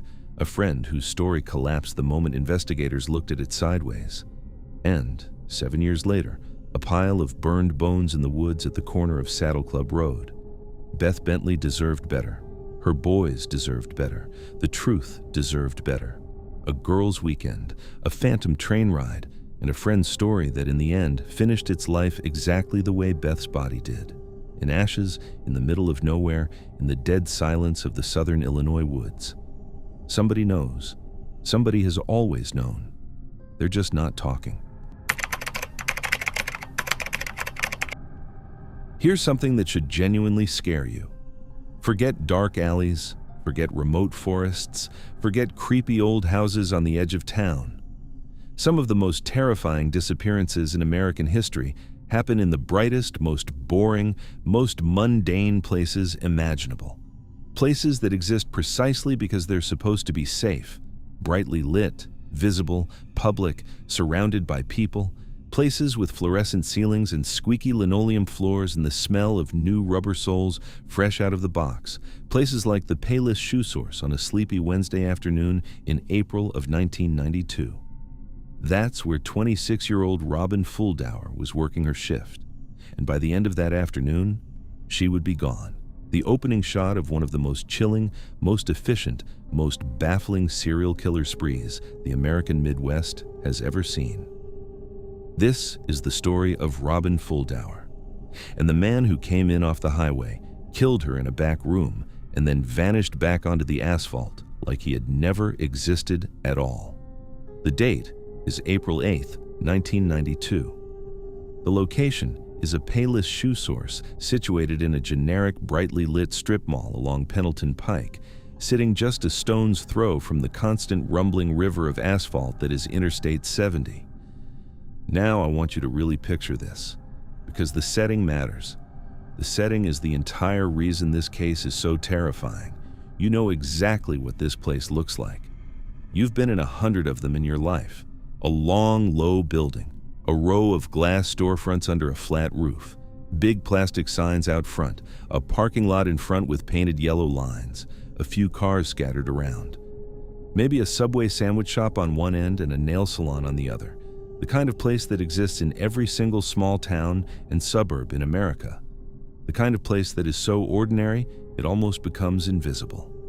Let me tell you about Robin Fuldauer, because she deserves a lot more than to be remembered as a footnote in a serial killer case. Robin was 26 years old, young, diligent, hardworking. She was a retail store manager, a job that doesn't sound glamorous on paper, but anyone who has actually done it knows how much responsibility it carries. Managing inventory, supervising staff, handling the deposits, dealing with customers, making sure the store opens on time and closes on time, balancing the books at the end of every shift. It's the kind of position that demands reliability above all else. The kind of position you only give to somebody you trust to actually show up. Robin was that person. By every account, she was a steady, capable, conscientious young woman just trying to do her job and live her life. And here is the saddest, most gut-punch detail of this entire story. Robin wasn't even supposed to be working alone that day. There was supposed to be another employee on the floor with her. But that morning, the co-worker had called in sick. So Robin, being the responsible manager that she was, did what responsible managers do. She covered. She held down the fort. She unlocked the doors and turned on the lights and started the day on her own.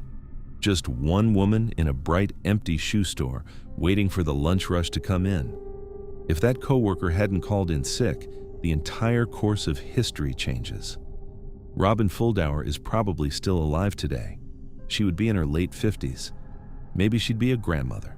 Maybe she'd have moved on from retail and built a whole career somewhere else. But because of one phone call from one sick coworker on one ordinary Wednesday morning, Robin found herself completely, totally, fatally alone in that store at exactly the wrong moment. There is one more detail you have to know about Robin. A detail that turns out to matter enormously, because the killer who walked into her store that day had a very specific type of victim in mind. Robin was young, she was petite, and she had dark brunette hair. Remember that. Hold on to it. It is going to come back in the most chilling way possible. Here is what we know about the moments that unfolded inside that Payless shoe source on the afternoon of April 8, 1992. It is a normal day. Robin is doing normal things. She is at her register. She is on her feet. She is doing whatever a retail manager does on a slow Wednesday, counting inventory, straightening boxes, ringing up the occasional customer, glancing at the clock. At some point in the early to mid-afternoon, the front door of the store opens. The little overhead bell jingles. A man walks in. We do not know exactly what he looked like. We do not know what he was wearing. We do not know what he said when he came inside. There were no other customers in the store at that moment. There were no other employees. There was just Robin and this man. What happened next? We have to reconstruct from the aftermath.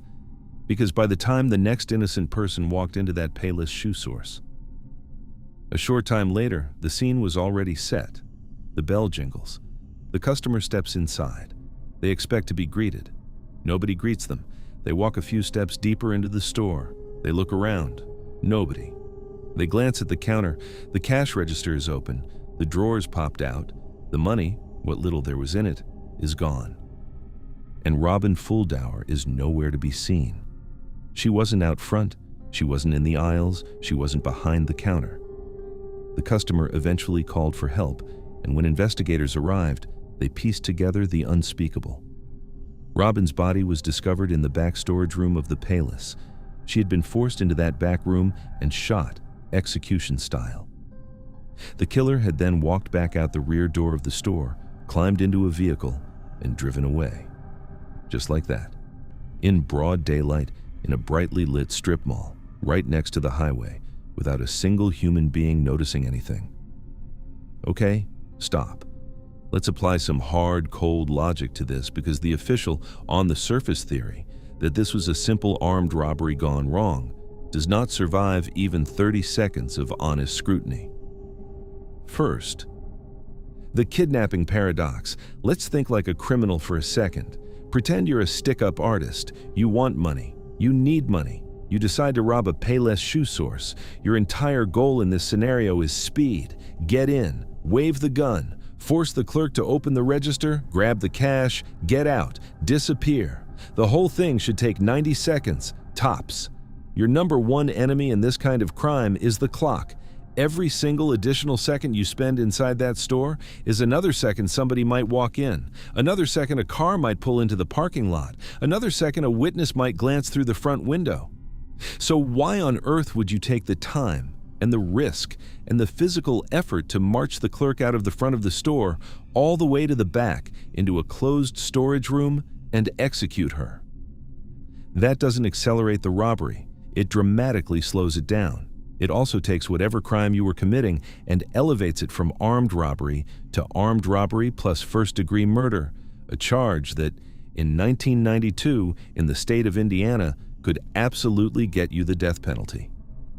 No rational thief does that. No rational thief ever does that, unless, of course, the money was never actually the point. Second, the numbers don't add up. When investigators looked at how much cash had actually been taken from the register, they found something that should make every hair on your neck stand up. The amount stolen was minimal. We are talking about negligible cash, less than $50 in some accounts. That is not a robbery. That is a man going through the motions of a robbery. That is a man taking a token amount of money from the till on his way out the back door so that the scene looks like a robbery to the responding officers. That is a diversionary tactic. The cash was a prop. It was set dressing. Third, the invisible exit. You have to remember the geography of this place. This is not a back alley liquor store. This is a Payless shoe source in a strip mall. Giant plate glass windows, a wide open parking lot, other businesses operating right next door, cars constantly coming and going, pedestrians walking along the storefronts.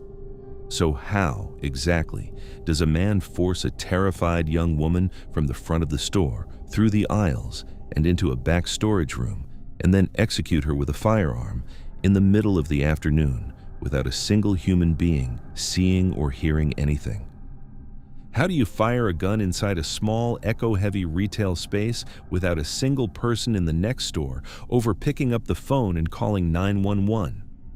The answer is that you do it incredibly fast. You do it incredibly quietly. You do it with a level of practiced calm that most criminals simply do not possess.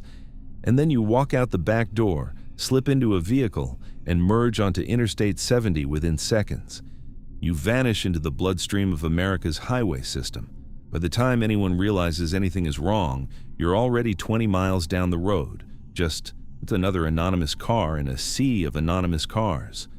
This was not a botched robbery. This was a hit, a clean, surgical, professional, terrifying execution. And the pattern of it is so specific that it tells us something important. Whoever did this had done it before, or, much worse, was about to do it again. Because here's the part of the story that takes Robin Fuldauer's case and turns it into a true national nightmare. Robin was the first. She was the opening move. Just 3 days after Robin was murdered in Indianapolis, on April 11, 1992, two women named Patricia Magers and Patricia Smith were killed inside a bridal shop in Wichita, Kansas. Same exact pattern, forced into a back room, shot, minimal money taken. A few weeks later, on April 27th, a 40-year-old man named Michael McCown was murdered in a ceramics store in Terre Haute, Indiana. Again, the same pattern. The reason a man got caught up in what was clearly a spree targeting women? Investigators concluded that McCown had long hair, was facing away from the killer when he walked in, and from behind, the killer mistook him for a woman. That detail tells you everything about how specific this monster's victim profile actually was. On May 3rd, a 24-year-old named Nancy Kitzmiller was killed working alone at a place called Boot Village in St. Charles, Missouri. Brunette, petite, working alone, just like Robin. And on May 7th, a woman named Sarah Blessing was shot and killed in a store in Raytown, Missouri. 5 locations, 5 states involved across the corridor, 29 days. Ballistics eventually linked the murders together. They were the work of a single shooter, moving methodically along Interstate 70, picking off young, petite, brunette retail workers in small stores just off the highway. The press gave him a name, the I-70 Killer. And then, after that final murder in Raytown, the spree just stopped. The killer vanished. No more bodies, no suspects, no arrests. No closure, nothing. For more than 30 years now, the I-70 Killer Task Force has tried to crack this case. In 2021, a multi-state team was reconvened. Fresh eyes, new technology, modern forensic analysis to take another swing at the evidence from 1992. They have ballistics. They have a behavioral profile. They have the cold, hard knowledge that this man was operating with a terrifying level of tactical composure. striking in broad daylight in public spaces with full confidence that he could be in and out and gone before anyone realized what had happened. They suspect he may have been a long-haul trucker, a traveling salesman, someone whose legitimate job gave him an excuse to be on the highway day and night, in city after city, never staying anywhere long enough to be remembered. Some investigators believe the murders never actually stopped. They believe the killer simply changed his weapon to break the ballistic chain and moved his hunting grounds south into Texas, where eerily similar crimes started happening in 1993 and 1994. Quick, daytime, retail store executions, no sexual assault, almost no money taken. Same signature, different gun. Maybe. But here's the bottom line. After more than 3 decades of investigation, after a multi-state task force, after every piece of modern forensic technology that exists has been thrown at this case, no one has ever been arrested for the murder of Robin Fuldauer. No one has ever been arrested for the murders of Patricia Magers, Patricia Smith, Michael McCown, Nancy Kitzmiller, or Sarah Blessing. The man who walked into that Payless shoe source off Pendleton Pike on April 8, 1992, and ended Robin's life, is, statistically speaking, almost certainly still alive somewhere. Or, if he's dead, he died with a secret nobody ever pried out of him. A jingling doorbell, a bright fluorescent ceiling, rows of shoeboxes, a young woman covering a shift for a sick co-worker, a stranger off the highway, a back room, a single gunshot, a handful of cash from the register taken just to muddy the water, a back door easing shut, a car merging onto Interstate 70 and disappearing into traffic. That was the entire crime. From start to finish, it probably took less than 5 minutes. Robin Fuldauer's family has spent more than 3 decades waiting for an answer that may never come. Sometimes, the most terrifying monsters aren't the ones in the woods or under your bed. Sometimes they're just a guy who pulls off the highway because he's bored, walks into a bright fluorescent shoe store on a slow Wednesday afternoon, and decides, for reasons no rational human being will ever fully understand, that today is the day. And then he gets back on the road, and he keeps driving. Here's a thought that should make every working professional in America deeply uncomfortable. There are jobs in this country that require you, by their very nature, to meet total strangers alone, in empty buildings, at times of those strangers choosing, in locations those strangers have selected. You are not allowed to be suspicious. You are not allowed to refuse. Your livelihood literally depends on you smiling at that stranger, unlocking a door for them, and walking inside an empty house with them. If you flinch, if you hesitate, if you ask too many questions, you don't get the commission. You don't pay your bills. You don't feed your kids. The job is the trap. And the predators of this world figured that out a very long time ago. This is the story of Cheryl Lewis. And what happened to her in Kankakee, Illinois in 1991 is the kind of case that fundamentally changed the way an entire American industry conducts business. Let's get into it. The year is 1991. The place is Kankakee, Illinois. And to feel the full weight of this story, you have to understand exactly what Kankakee was in 1991, because the atmosphere of this town is half the reason this case is so chilling. Kankakee sits about an hour south of Chicago, right along the major artery of Interstate 57. In 1991, this was a community wrestling with all the things that hit so many Midwestern cities during that era. The factories that had once defined the local economy were closing or shrinking. The downtown was emptying out. Storefronts were going dark. Families that had built generations of stability around steady manufacturing work were watching the floor drop out from under them. The tax base was shrinking. Municipal services were getting cut. The police department was underfunded and overstretched, and surrounding the town in every direction was a vast anonymous landscape of agricultural flatland, dense woods, and the slow, dark, winding waters of the Kankakee River. Let me tell you about the kind of person Cheryl Lewis was, because understanding her professionalism is the entire key to understanding how this trap worked. In the early 1990s, real estate was, and still largely is, an industry built almost entirely on hustle. There is no salary. There's no boss handing you a paycheck every 2 weeks for showing up. You eat what you kill. Every commission is a meal. Every closed deal is a mortgage payment. Every missed appointment is rent you can't pay. The agents who survive in that world are the ones who pick up the phone every single time it rings, who say yes to every showing, who drive across town at the drop of a hat to meet a prospective buyer because that prospective buyer might be the one who finally signs, the one who finally pays the bills this month, the one who turns the year around. Cheryl was that kind of professional, hard-working, reliable, the kind of woman who treated her career with seriousness and dedication.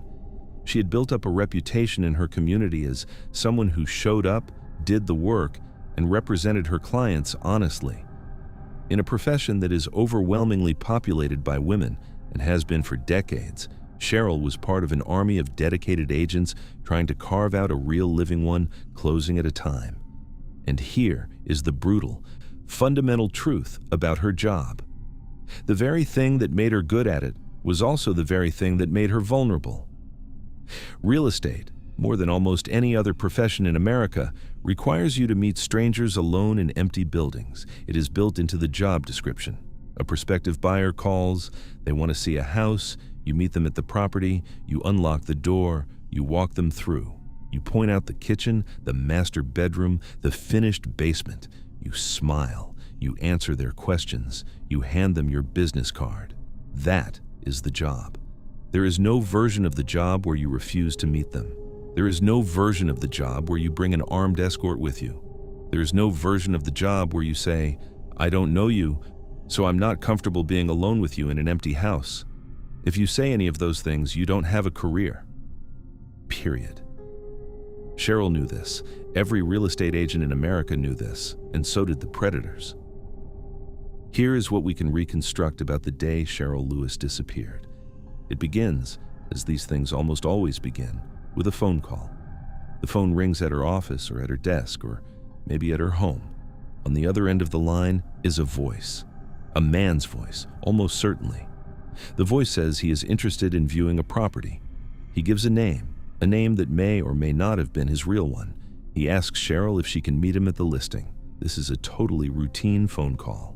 Cheryl probably took dozens just like it every week. There would have been nothing remarkable about it. No alarm bells. No reason for her professional instincts to start tingling. A man wants to see a house. Of course she'll meet him. That's the whole job. She agrees on a time. She writes the appointment in her planner. Maybe she mentions it to a colleague on her way out the door. Maybe she doesn't. And then she gets in her car, drives to the property, parks out front, walks up to the front door, and uses her agent's key to unlock it.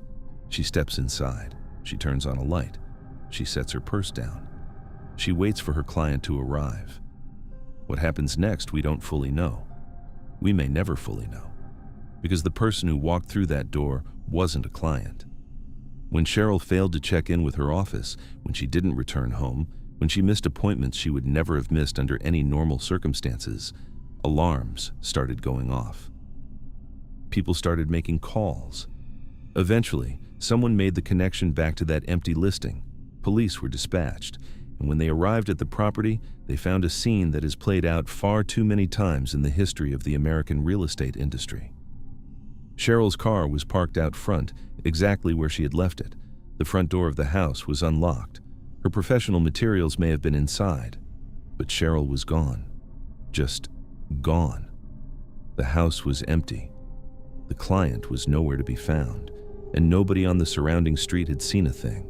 Let's stop here and really pull this scene apart, because the chilling thing about a crime like this isn't its complexity, it's its simplicity. The simplicity is the horror. First, the calculated lure. This was not a random act of violence. This was not a stranger jumping out of a bush. This was not a mugging gone wrong. Crimes against real estate agents in this exact pattern are something else entirely. They are deeply premeditated. Think about the steps required. Whoever did this had to look up real estate listings. They had to identify a property they wanted to use as their hunting ground. They had to identify the agent listed on that property. They had to find a phone number for that agent. They had to pick up a phone. They had to make the call. They had to invent a name. They had to invent a backstory for themselves as a credible buyer. They had to convince Cheryl that they were legitimate, and they had to schedule the meeting for a time and a place that suited their purposes. That is not impulsive. That is planning. That is patience. That is the mindset of someone who decided in advance, hours or days or weeks in advance, that they were going to use the structure of an entire profession to create a private moment with a woman in an empty building. The most disturbing element of a crime like this is that the predator weaponized Cheryl's own professionalism against her. Her work ethic, her reliability, her dedication to her clients, those were the things that put her in the empty house alone. The very qualities that made her good at her job were the qualities that made her a target. Second, the perfect hunting ground. Stop and really think about what an empty real estate showing looks like from a predator's perspective. The location is selected by the predator. The time is selected by the predator. The victim is contractually obligated to be there. The victim is contractually obligated to be friendly, welcoming, and professional. The neighbors, if there are any, are completely accustomed to seeing unfamiliar cars pulling up to a for sale property. That's literally the whole point of the sign in the yard. Strange vehicles are expected. Strange people walking up to the front door are expected.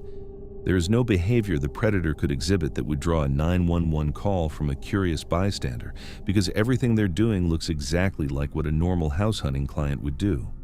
And then there's the house itself. Empty, insulated, soundproofed by virtue of having no one inside, far enough from the neighbors that screams from inside the structure may not carry to anyone who could help. The predator chose the building precisely because of those characteristics. They knew what they were doing. They had probably scouted the location. They had probably driven past it multiple times before they ever made the phone call. Third, the invisible ghost. Now, here is where 1991 becomes such a brutal accomplice in this crime. Today, we live in a world where every phone call leaves a digital trail. Caller ID is universal. Cell phone records are stored. Burner numbers can be traced. Surveillance cameras dot every commercial building in America. License plate readers track vehicles in real time across major highways. If a predator tried to pull this exact crime today, they would face a forensic mountain that simply did not exist 3 decades ago. But in 1991, a predator could walk up to a payphone outside a gas station along Interstate 57, drop a couple of quarters into the slot, dial Cheryl's office, give a fake name, set up the appointment, hang up the phone, and then climb into a vehicle and drive away. There would be no record of who made that call. No caller ID, no cell tower ping, no security footage of the booth. No way for investigators to even know which payphone in which town had been used. The man on the other end of that line was a ghost from the moment he hung up, untraceable, unidentifiable, a voice that existed for 60 seconds and then evaporated. That is not a flaw in the investigation. That is the world they were operating in. The technology to catch the kind of person who did this simply did not exist in the small-town Midwest in the early 1990s. The predator knew that. The predator counted on it. In the years after Cheryl Lewis disappeared, the truth eventually came to light in the most heartbreaking way possible. Her case shifted from a missing persons file to a homicide investigation. The full details of how exactly she met her end and the precise nature of who was eventually held responsible are the kinds of details that vary depending on which decaying public record you pull from. And that is an important point in itself, because cases from this era and this region suffer from a kind of archival decay that bigger, more affluent cities rarely experience. Local files get lost, news reports vanish from the internet, court documents end up in basements that flood, witnesses move away or pass on. The story of what happened to Cheryl Lewis became one of those stories that lives more clearly in the memories of the people who loved her than it does in any public database. But here is what Cheryl's case did do. Here is the legacy that nobody can take away from her. Cheryl Lewis and the other real estate agents across the country who suffered similar fates in that brutal stretch of years from the late 80s through the mid-90s fundamentally changed the way an entire American industry conducts its business. After cases like hers, real estate agencies across the country began rolling out mandatory safety protocols. The buddy system became standard. New clients were required to come into the office for a face-to-face meeting and provide identification before any private showing could be scheduled. Self-defense classes started being offered at industry conferences. Personal safety apps were developed specifically for agents. Many agents began carrying pepper spray, or in some states, concealed firearms while on the job. The stranger in an empty house model that had been the default for generations was identified, finally, as the brutal liability it had always been. Cheryl Lewis paid for those changes with her life. She and the women like her across the country who learned the same horrible lesson the same horrible way. Every safety briefing held in a real estate office today is, in some small and unspoken way, dedicated to them. A ringing phone in 1991, a polite male voice on the other end, a name that wasn't real, an empty house chosen with care, a for sale sign in the front yard, a professional woman doing exactly what her job required her to do, an unlocked front door, a pair of footsteps echoing in an empty hallway, and an appointment that was never an appointment at all, just a trap dressed up in the language of normal commerce. There is something uniquely cruel about a crime that uses someone's work ethic as the weapon. Cheryl Lewis didn't make a mistake that day. She didn't go somewhere she shouldn't have gone. She didn't trust someone she shouldn't have trusted. She did her job the way she had done it 1,000 times before, the way every dedicated professional in her field was doing it across the country at exactly the same moment. And the only thing she did wrong was answer the phone when it rang. An empty house, a ringing phone, a killer who knew the rules of the game better than she did.